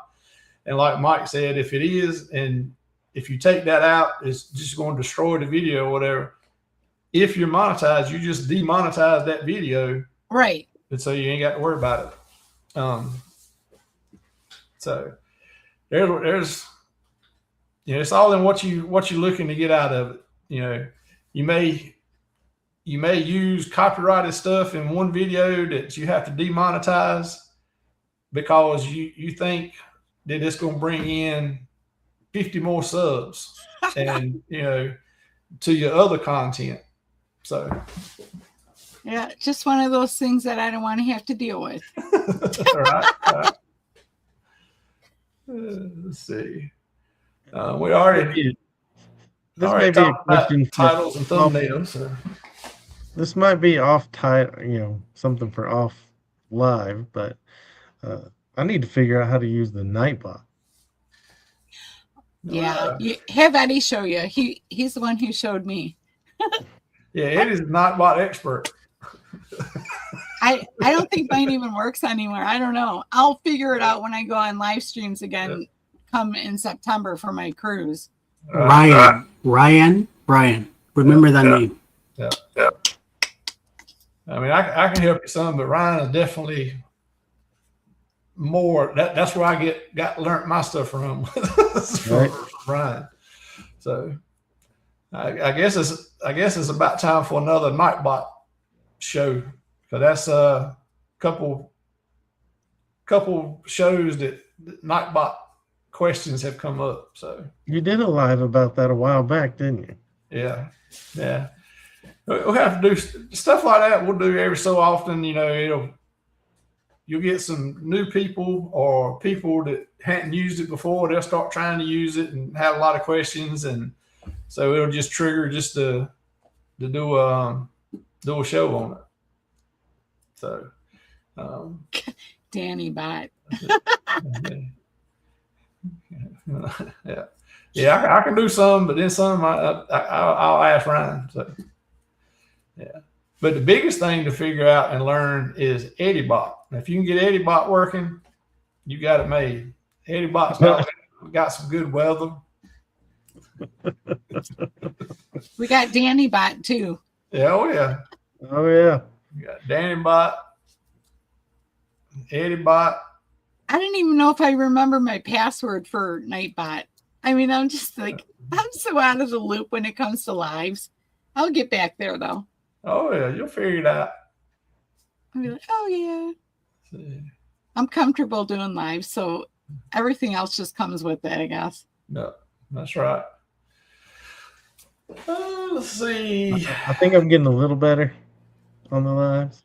Everybody was telling me I was always too quiet, but I hated interrupting people, Well, you got to find that area. Sometimes just sit back, let them go at it and talk, and then sometimes you just have to jump in and over talk to get your part in and that kind of stuff. But just remember, if you're hosting the live, you can cut everybody. You can mute anybody you want to at any time.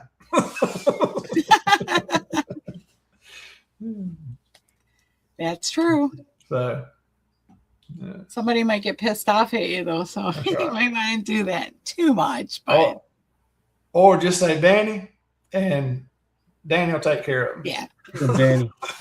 Danny's a super ninja man. Yeah. I love that. Let's see. You No, talked about a little in the beginning, but have you found, or how do you go about balancing YouTube and real life?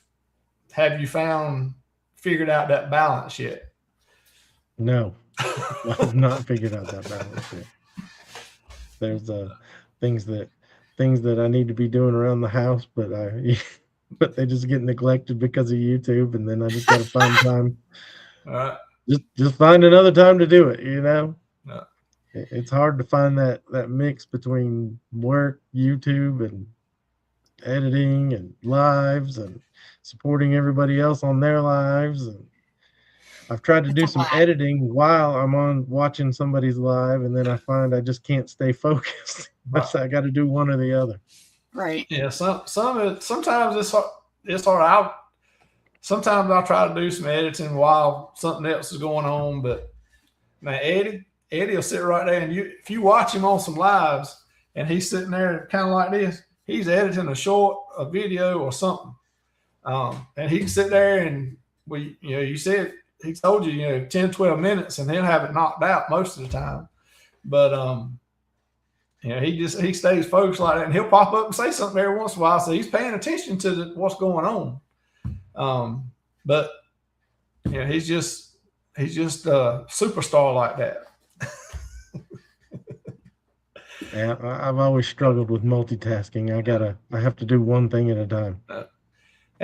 But there's nothing wrong with going to somebody's channel when you get ready to go do home life and start a playlist and let it run to help them out with the watch hours and that kind of stuff. Right. Yeah, I've done that. And just walk by every so often and give it a thumbs up and make a comment, and So, That's what I do. I do all my editing and put all my stuff together while I'm watching or listening to someone else. But when I'm voiceovering, I can't be having two things going on because I got to be focused. So yeah. Oh, yes. There's something else going on around the house that's making background noise, and then you got to stop and do it. Right. Yeah. Oh my gosh. Well, you know what's really, I got this microphone, and no matter what's going on behind you, you can have the dogs barking right in your ear, and this thing's only going to pick up your voice. So I don't have to worry about that. But if I don't use this, yeah, it picks up everything. All right. So, we'll see. Well, this will be for both of you. Knowing what you know now, what would you do different if you were to start a YouTube channel today? I would find this community quicker.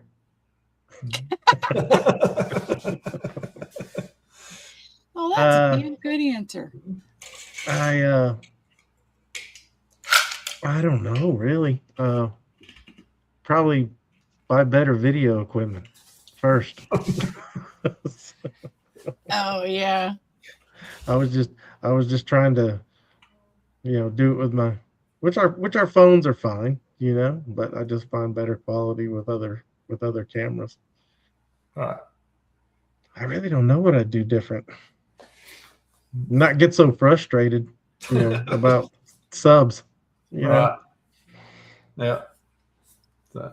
Yeah, I spent many nights looking at, jumping up and looking at my phone to see if I got a new sub or not. When I first started out.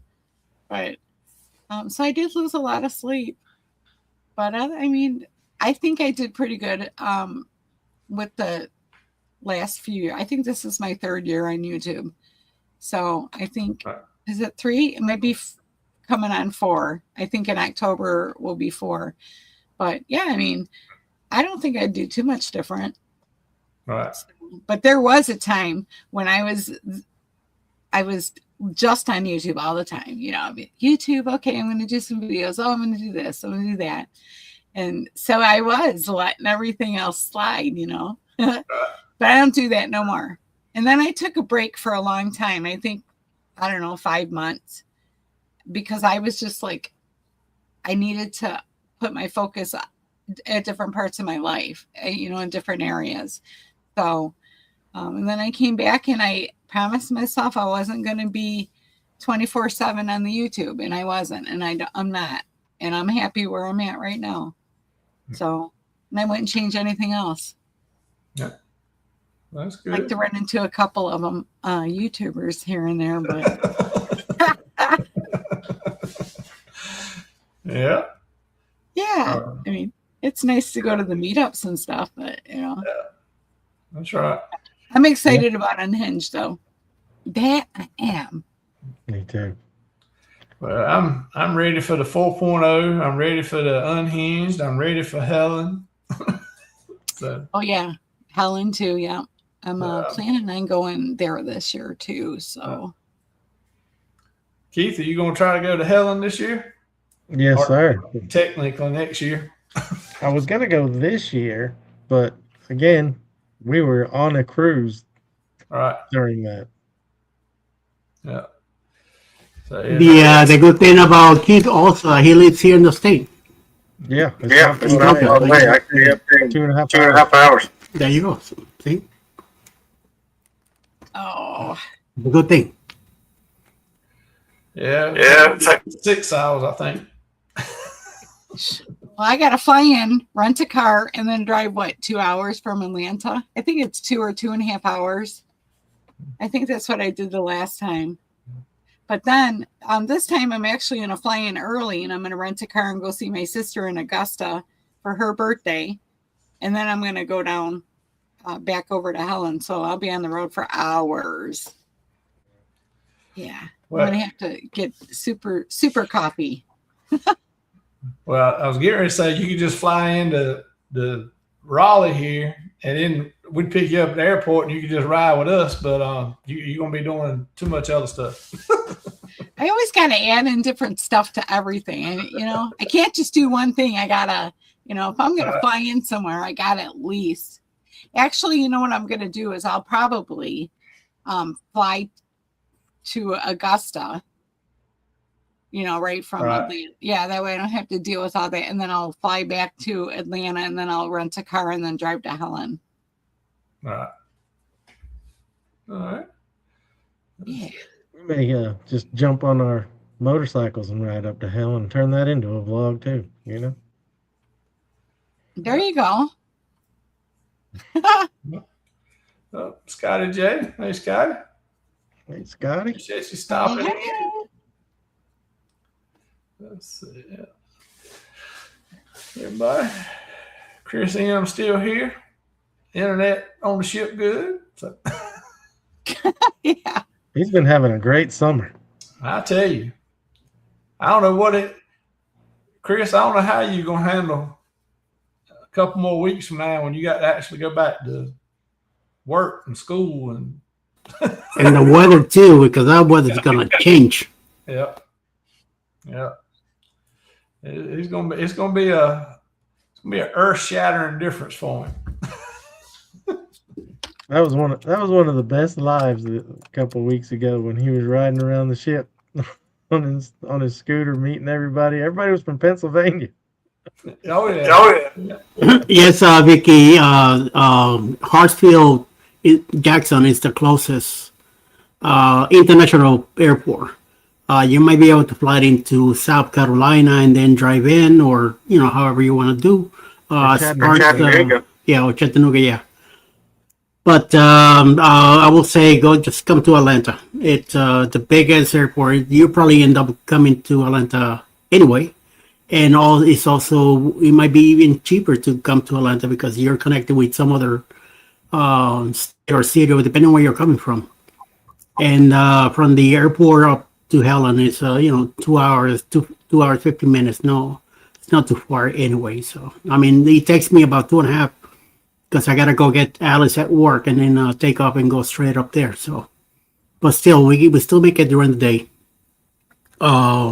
It's an easy ride, comfortable, and then if you stay at the Highlander Inn next year, make sure you call them up and let them know that you're with the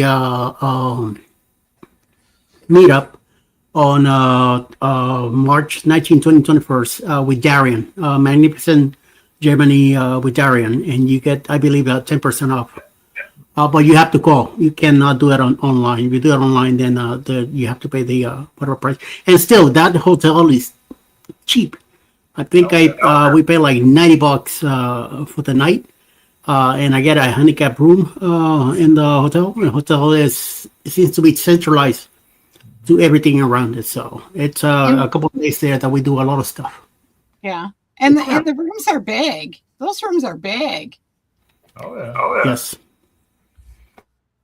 There's Thank you, Chris. And I got something for Chris. Let me look it up so you put it in here so you can play it.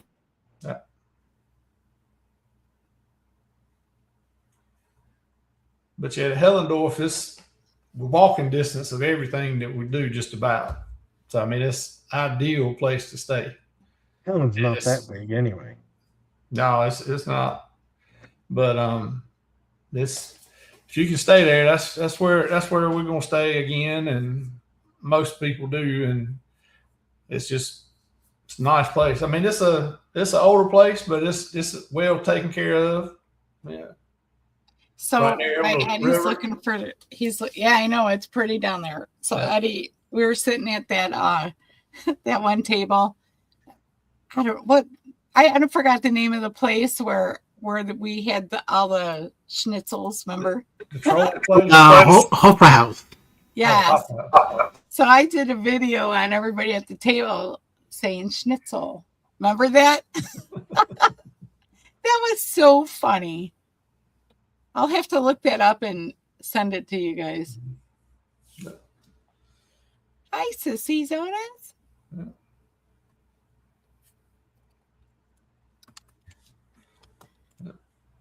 Are you still looking for it? yeah. But yeah, I mean, I had a really good time the last time I went. I even took off in the morning and I went up to, they have a waterfall that you can walk up to, and I did a video on that.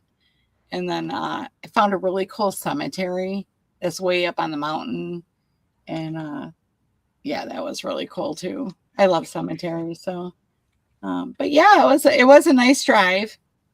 So, A lot of people like cemeteries. They're dying to get in there. Right. But Shannon went to see if she could see folks that were walking around the cemetery Yeah. that lived there. That live there. Yeah. All right. Here you go, Chris.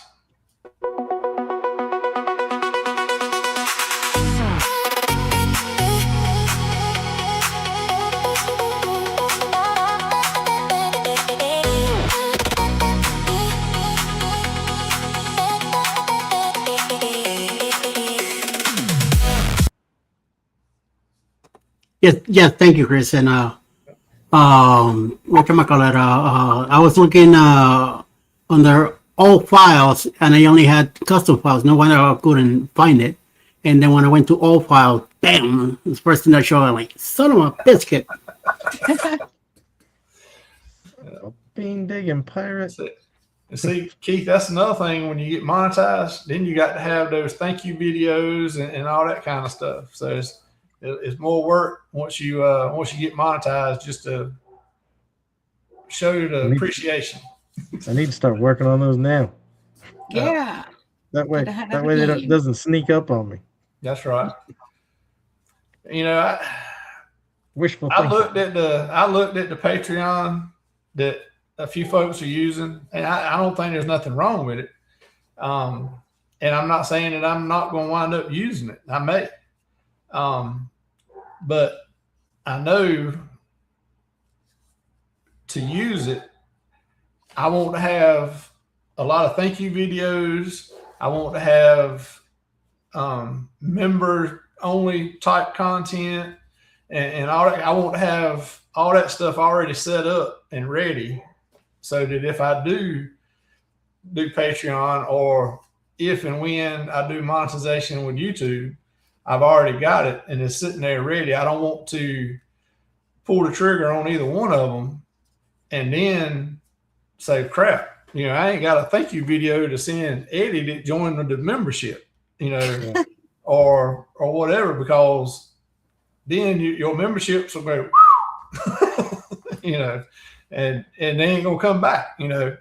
So you want to have all that stuff already beforehand.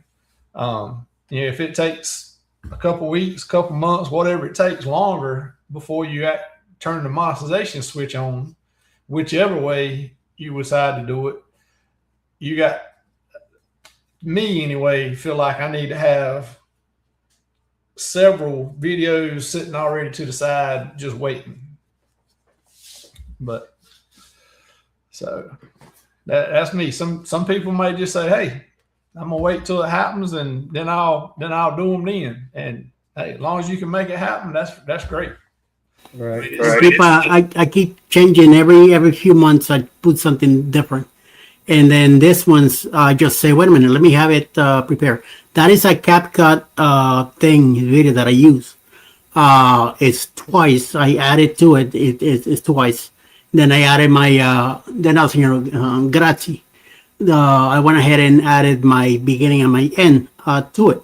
I do have like about 8 people on the side prepared, because you know, they're constantly coming around, and they're always either giving a free membership or throwing me a few bucks or whatever the deal, which I really appreciate. And I also have a one that is generic for anybody else that I haven't been, you know, received anything from them, and then I'll play it.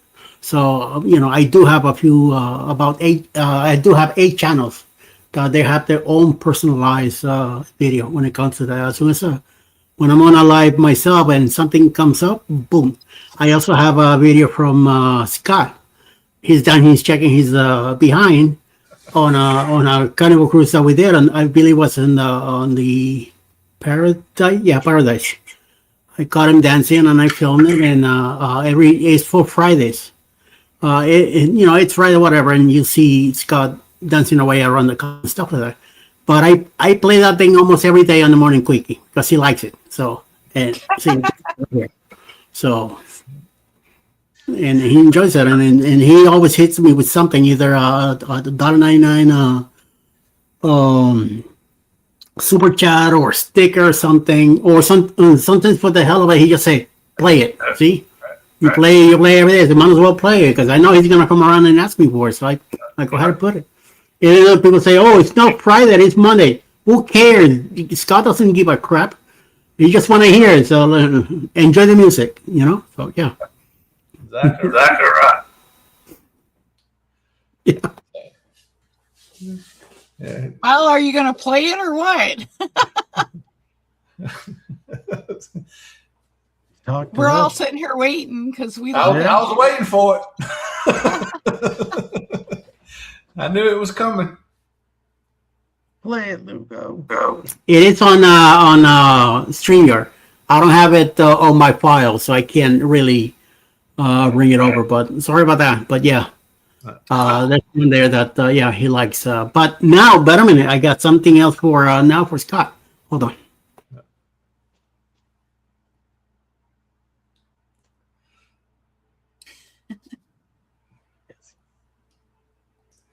Here you go, Scott. Since they can't play it. Woo! Is Chris here? He's on a cruise. They went on a cruise today. He's Yeah. talking about. Oh yeah, they did. You're right. I was gonna say he was talking about the other one, but no. See, Scott, I didn't even charge you for that. You paid the wrong person. Right?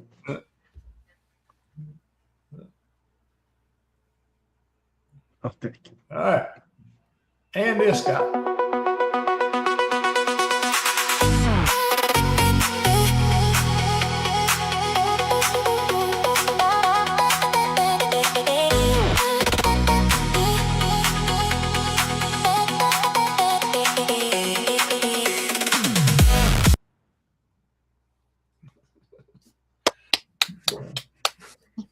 Yeah. He's the right person. Lord. Shirtless Sherman. Yep. That's right. So hey, and that's a hashtag in Nightbot. Anybody in my chat? Is it really? Yep. Yep, it sure is. All right. Well, we're at 2 hours for an hour show. That happened last week too. Well, you know, it's something I don't know. Me and Eddie both have a problem with keeping up with what time it is. And Just let it flow. so, you know, I mean, we still got 20 people in here, so hey. But we do need to make room for other things. Let's see. Scott, here's the money for Eddie not playing your video. Shake your foot. Yeah, we're gonna definitely get some new booty video on Unhinged. Oh yeah. Oh, big time. And Danny used to be so quiet, you know. Yes, she did. Now, 3 years ago, Danny will not say even the word booty. Now she'll pin it on the wall if she has to. But Aw, look at that. She's got the blue. Look at that. That's cool. That is so funny. She was going to kick Rick out of his own life. Oh, Oh. I love Alaska. She Can you tell? has. Yep. Yeah, he That's told what. See that whale watching right there, that whale tail? Yeah, that's a real picture. Oh yeah. That ain't no AI shit. Lordy, let's see here. Well, wrapping up, let's see. Rick is a troublemaker. Yep. I don't know. Anyway, wrapping up, you know, anything that either one of y'all would like to add that we hadn't talked about? Anything that you've seen that's worked or that you've tried that didn't work that you could tell people, hey, don't even waste your time with that. And also any things that are you think are currently holding your channel back. But before you do that,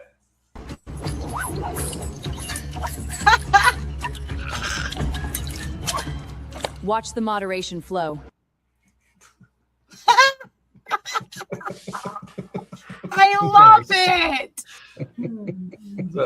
so just so you stay in line, just let you know what'll happen if you get out of line there. Oh I gosh, was that's wondering if that's great. what that meant. That is great. I mean, I don't know that I have been doing it long enough to know what hasn't worked yet. Other than trying to do better thumbnails and things like that. I know when I first started out, I had no idea what I was doing. All right. I think I've gotten a lot better at the thumbnails. I need to go back on those old videos.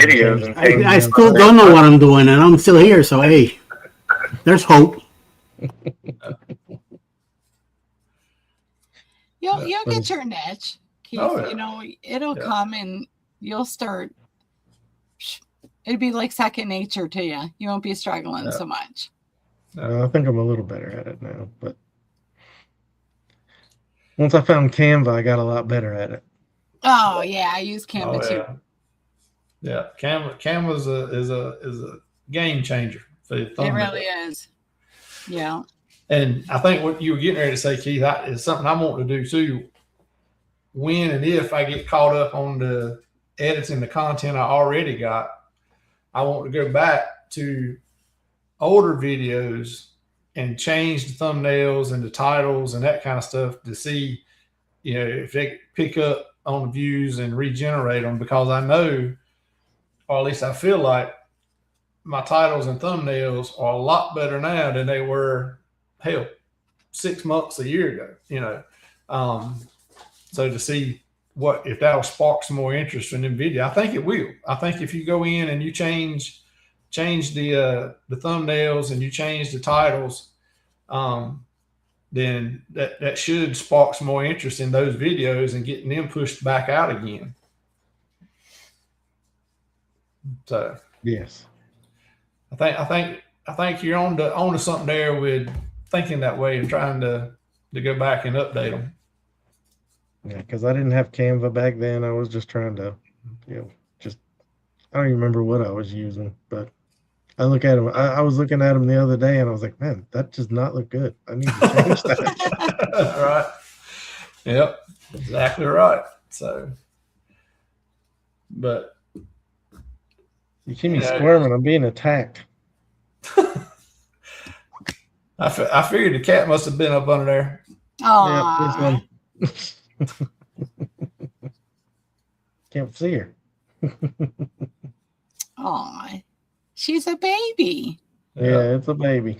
This is one of the ones that were in the ditch that somebody dropped off, and we had to bottle feed for a couple of weeks. Oh wow, I can't believe people would even do that. Like, Yeah. That We were gonna find homes for them, but I think they found one. right. Yeah. They're gonna find it, whether you like it or not. I was just telling my husband yesterday, because I went and picked out it was supposed to be a mini cockapoo, because I have a cockapoo, and he ended up being a Bichon, one of the Bichon dogs, and that thing, he tricked me.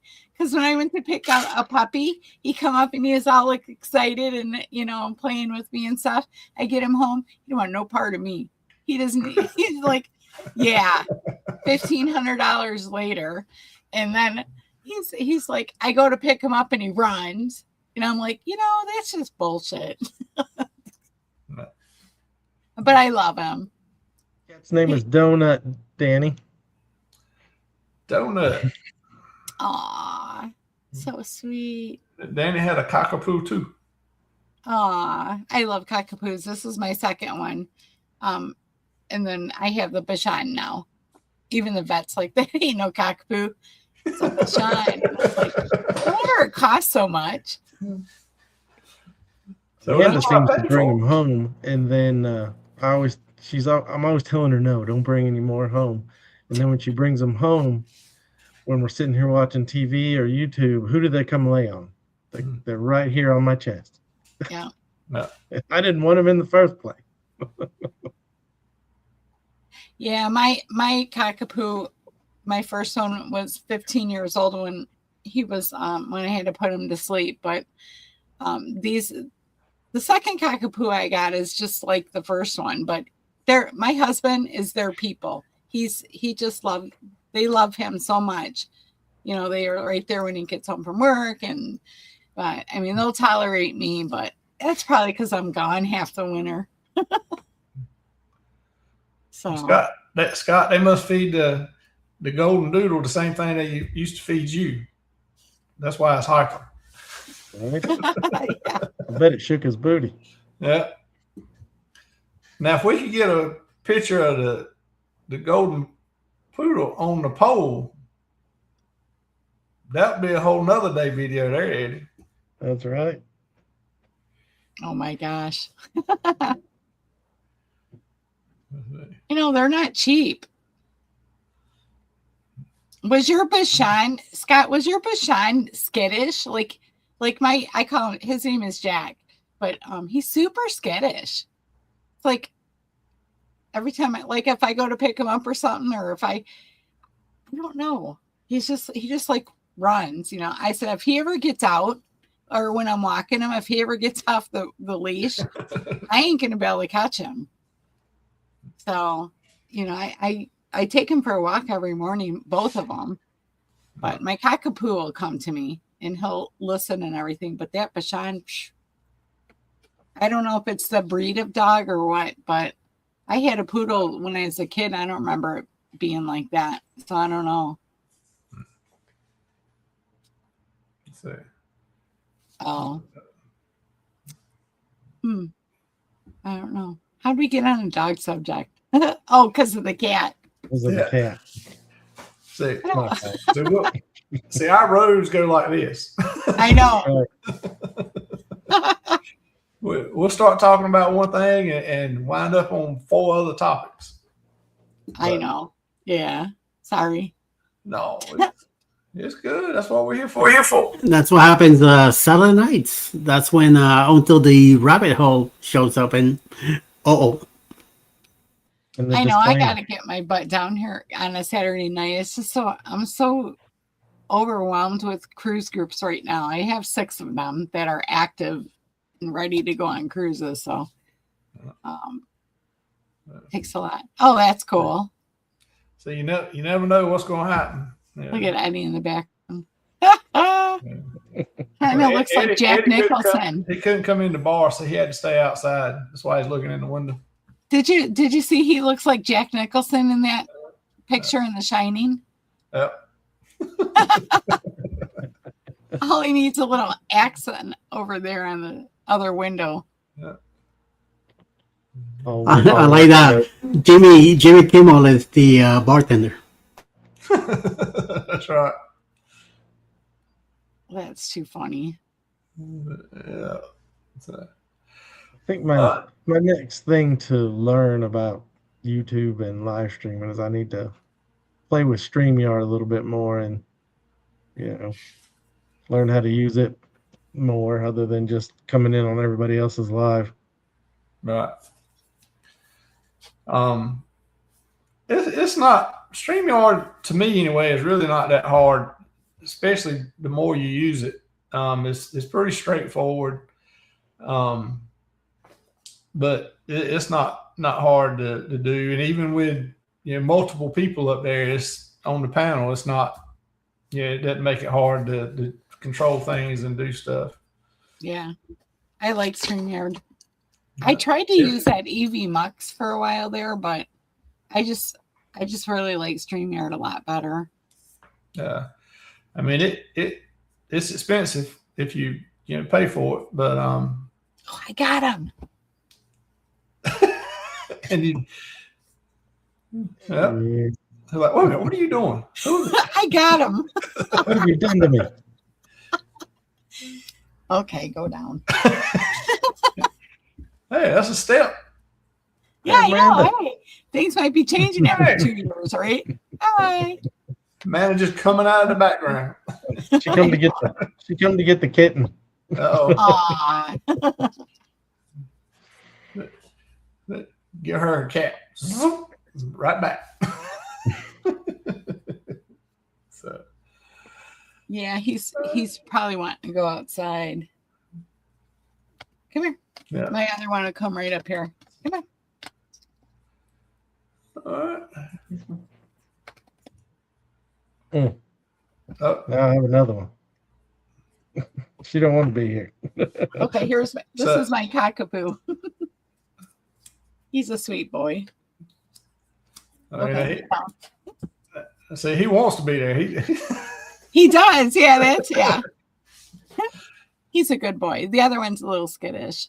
He just happened to be by my leg down here, and so I grabbed his collar. Not everybody wants to go live. We don't. we don't. We're not real good about analytics, so we really don't look at them that much. I will occasionally. Well, I say occasionally. Now, when we end the show, the live tonight, I'll look at the analytics for just a couple minutes when the show ends, just to see how many views it was and how many chats and that kind of stuff, just out of curiosity. But I'll look at it for about 30 seconds and then that's it. And like I said, that's just curiosity.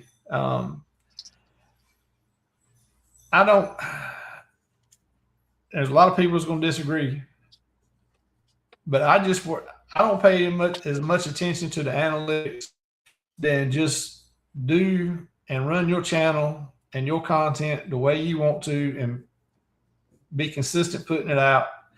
And if your numbers are growing, subscribers are growing, people are coming to your lives, the analytics are good. Yeah, you're improving, you're having success. So what is all those numbers going to tell you? That's a grade that YouTube gives you on the analytics. Now you can look at it if videos that are not doing good, see when the viewers drop off, to know whether it's the content or the packaging or your titles or your thumbnails or your intros. If you got a long intro and 30 seconds in everybody's dropping off, then you need to shorten that intro. You need to put some teasers in the beginning of it to make them stay for the whole show or longer into the show. So I think that analytics can help you some with that. But as far as sitting there a couple times a day, every day, looking at the numbers and worrying about them and everything else, I think you wind up hurting yourself more than it helps you. Just my opinion and me. Probably look at it more than I need to.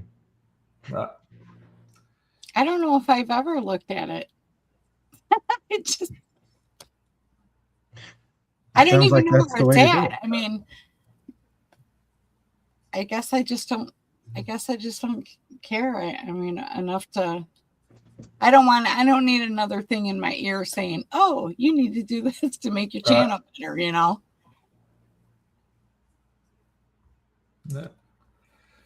I don't pay any mind to it. I only go check my where am I with my views, and then I'll take a quick 5-second glance and out of there. Right. Yeah.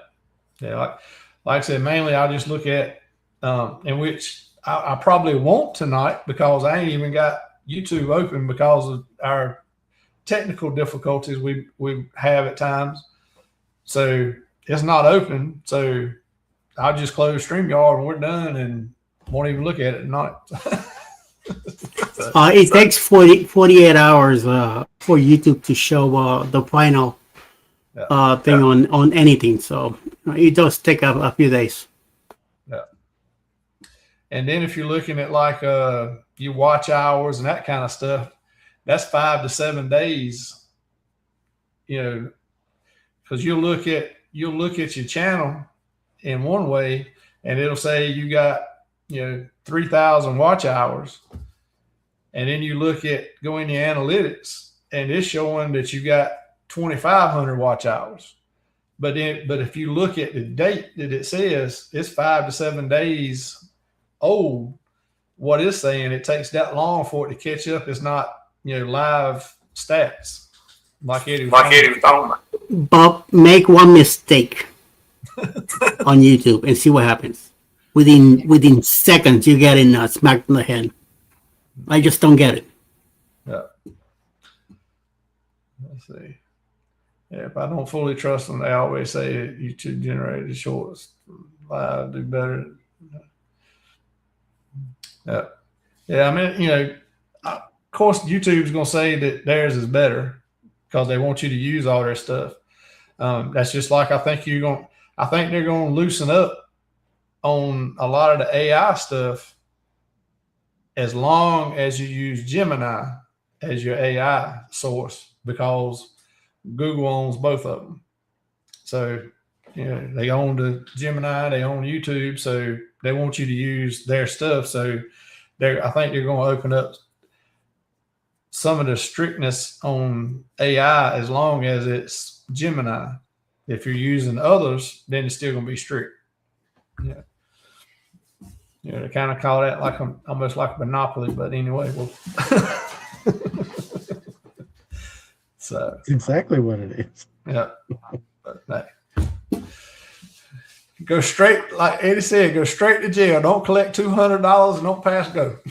Yeah. You ever thought about that, Eddie? It's called YouTube jail. So I mean, Yeah. I seem to be spending some. I'm hoping I did spend some good time on there yet already, and that's it. I don't want no more. so yeah. Well, hopefully I learned all my lessons through you, and I don't have to go firsthand. But we'll see. Yeah. Of course, that depends if I ever get to the point I can click that monetization button, or if I decide to when it happens. So What's see. holding you back from it, Sherman? Well, honestly, right now I can't. I'm still a couple hundred hour watch okay. hours away. I mean, I'm different like normal. I'm different than most people. I got plenty of subs. Well, I say plenty. I got enough subs to be monetized, but I don't have the watch hours. Most people get a lot of watch hours before they get the subs. I had to do things backwards, so. But I mean, it's going to, I hadn't looked lately, honestly. I think it was about 500 watch hours 2 or 3 weeks ago. Last time I looked that I still needed. So I don't know what it is right now, to be honest with you, but. I don't even bother looking at any of that because I'm in so many lives every week. So that I don't want to sound like I'm robbing it or anything like that, but I do about 4,000 watch hours every 3 to 4 months. So I don't have to worry about it. Surprised you don't have as many lives a year in German. Yeah. I don't know. Just the way it is. If he forgets to stream or anything like that, you don't get those hours. So it all depends. At the beginning, a few years back, every let's say like right now, he's the one in streaming. We're all streaming from him. Let's say, so he's getting his hours plus all of those hours. Now that got a little change once they became with the 3,500 subscribers. Things got cut down. So yeah, YouTube is getting a little sneaky sometimes. Before it used to be a hell of a nice bundle of hours that you get, but now, like I said, at least I don't. So what's up, my man? It's been I don't worry about hours anymore because I do average of 12,000 watch hours a year. So I don't worry about it, you know. And then sales are steadily, you know, I've been climbing up quietly and steadily the past year and a half. So I'm not worried about that either. So, you know, I might gain 20, I lose one or two here and then, but eventually, by the following week, I'll gain them again. So Right. yeah, it's all numbers. It's all it is, numbers. Just let it play out. Don't worry about it.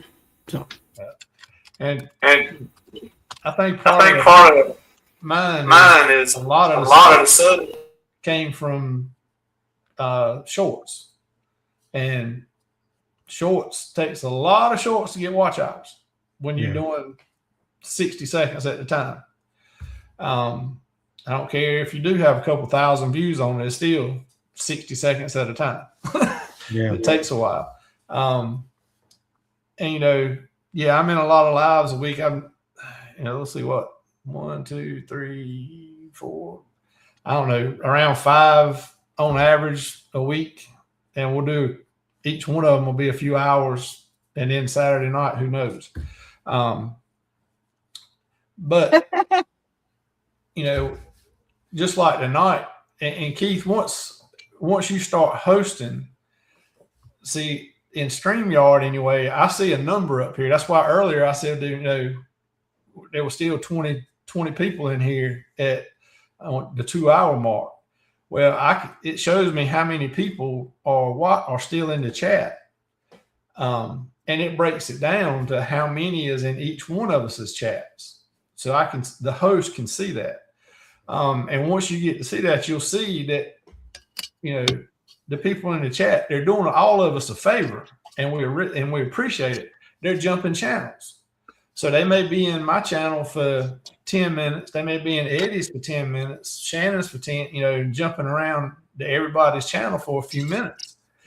So there might have been 30 people watching it, but that don't mean that you got 30 hours. Right. You know, you might have only got 10 hours or 5 hours, you know, depending on how everybody jumped around. So it takes a while. I mean, just to get it built up and get more. So like I said, honestly, right now, I don't know how many watch hours I got. I looked at it a month or so ago, and it was around, I think, 500 more watch hours that I needed. So that would be somewhere getting closer. So we'll see how it works out. You know, people that are looking to get watch hours, you know, you need to go to Tuber Chat. Is a great place to get watch hours. You'll get a few subs here and there, because you'll make friends with people in other communities other than just what we're in. There's always a ton of people there. And when you go, don't be shy, don't be scared. Jump in the chat, talk to people, let them know that, hey, I'm willing to exchange, you know, playlist. But before you do that, make sure you set up a playlist. Yeah. You know, I don't have any setup. I had a couple different plays. You know, if we go on a cruise, you know, generally I'll make a video per day of the cruise. So if it's a 7-day cruise, you know, you'll have 6 to 7 videos. Well, I'd make a playlist for that whole cruise with all of those in there. But so when people were getting playlists, they were getting the shorter ones. So I went back, and pretty much every video is in a master watch playlist. So they can go back and watch that playlist. You know, now, are they going to watch the whole thing when it's 300 videos? Probably not, but they'll watch a lot more than they will in the other one. But just make sure that if you're sharing a playlist, exchanging playlists with somebody, you go back and watch their playlist too. Don't, you know, because if you don't, word will get out, and you ain't going, it ain't going to help you. So just go. I mean, and that's what I was talking about earlier, Keith. You know, you can go, I'll exchange playlists with somebody, And like when we're done here, I'll open their playlist up and start it playing, and then go do other stuff, go to bed, whatever. But it's getting them that hours for that playlist. So I've done that before. I've gone to bed with YouTube playing on my phone just to get somebody some watch hours. yeah, that's right. So anybody out there don't have nothing to do tonight, we'll all appreciate playlist watch hours. So, but That's what I do. I'll run somebody's play because I have monitors, right. and I'll have everybody's channel up on a playlist, and I just take the volume and put it down.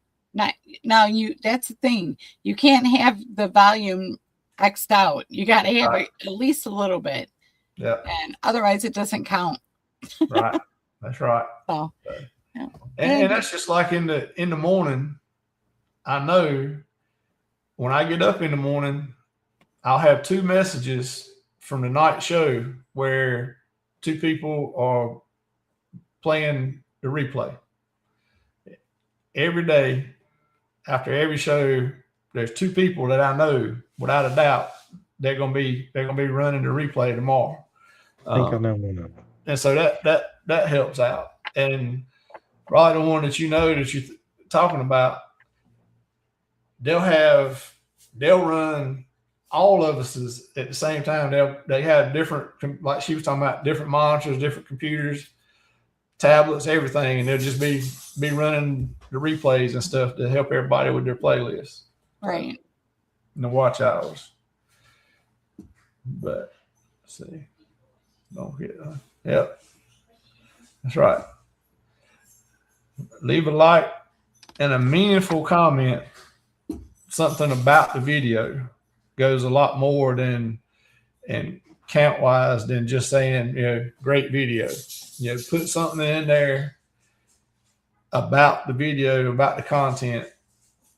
Even if you didn't watch it, you can get something from the title, what it was about. So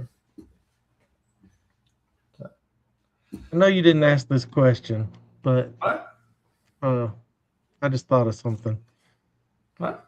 A few weeks ago, somebody emailed me because they watched one of my videos. They were going to Roatan. They wanted to go see the sloths, go to Brady's Cave where I went and all that.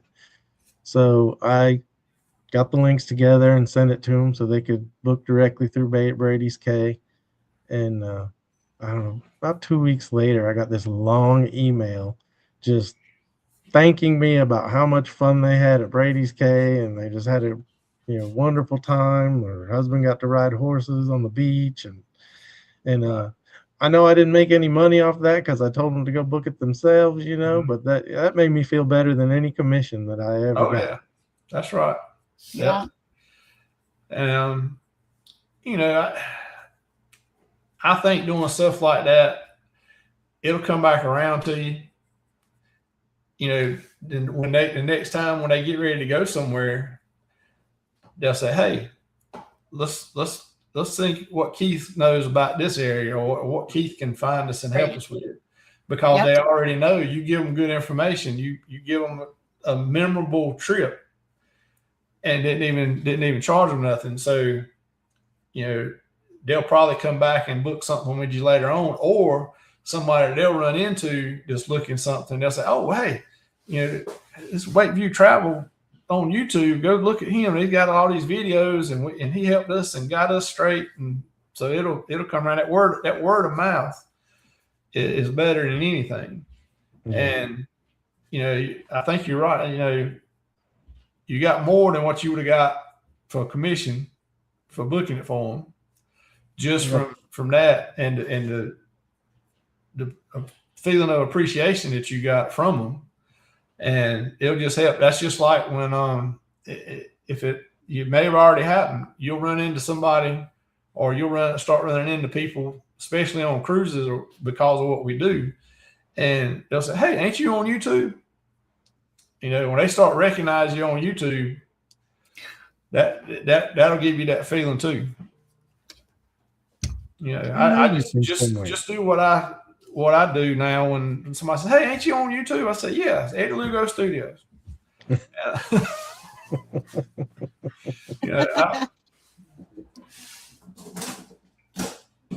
So I run into him and I say, "Here, have a pen."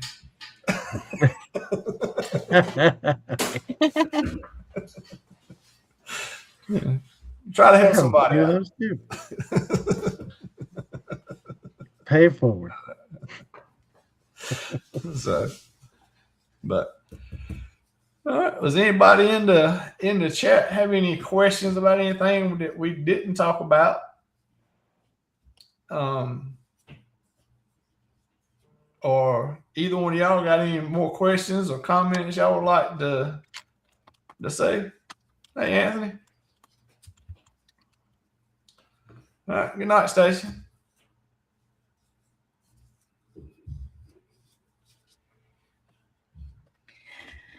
Well, that's a hard no.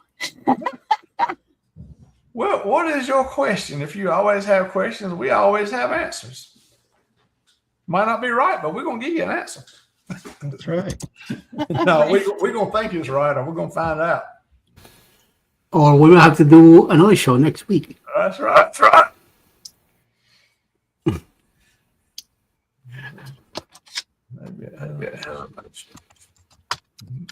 That's right. That's right. You need to wear that costume. You need to get her a big foam wrench to walk around with and held. That way it doesn't hurt when she hits us. We should look for a blow up one for her. See, Keith, that's what Nightbot can do for you right there. What's that?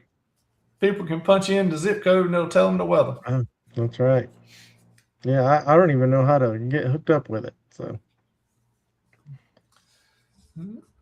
is it through StreamYard or is it totally separate? No, that's totally separate. Everything's relevant. There's never a bad question. No. So, see, I usually give bad answers, but see, there's Danny's, and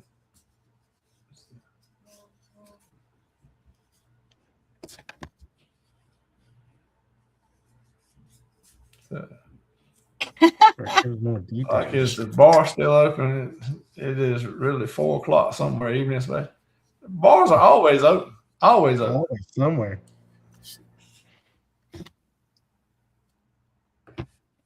Chris said it was 108 in Las Vegas. I didn't go outside. Oh my gosh. Yikes. Yeah, It was a dry heat. that's right. It felt like 108 here, but it was only 95. What's that? Yeah. Yeah, I might have to reach out to Ryan, see if he was available to. We might do another Nightbot next week. So. Oh, we lost Eddie. He must have had to go to the bathroom. He's taking a nap. Oh, he did. So. He's lurking. So. All right, guys. I'm going to hop off here because I'm going to go let the dogs out. Yeah, I was getting ready to say, ain't nobody got any more questions? We're going to get out of here. We're dry heat bakes my lungs. It's Yeah. so humid. So, all right. Well, I appreciate both of y'all being here and the input y'all give, and appreciate everybody in the chat with the questions and being here and supporting. And me and Eddie will be with 2 other folks tomorrow night doing some cruise news with Uncle Dave and Rick, and we'll learn a little more about Galveston and Royal, and then see what else we can talk about. And Buffalo Trace. Yeah. Eddie'll be back in the, let's see, Eddie'll be back in the morning. Is Jimmy tomorrow too? So, no. Just Eddie. So that means Eddie will probably be early. earlier than 7:30. Be 7 o'clock. So it'll be there, and Brian may be with him. He's been about all week, so we'll see. Depends on how busy he is in the morning with his work. But go check Eddie out, drink some coffee, see what he's got going on in the morning, and then there'll be a lot of other folks tomorrow during the day, and we'll be tomorrow night. So appreciate everybody being here. Everybody have a good night, and we'll see y'all around. All right. Thanks for having us. Oh, yeah. Yes. It was a great time. We dove deep, now it's time to go. Great ideas and a 1 hour show.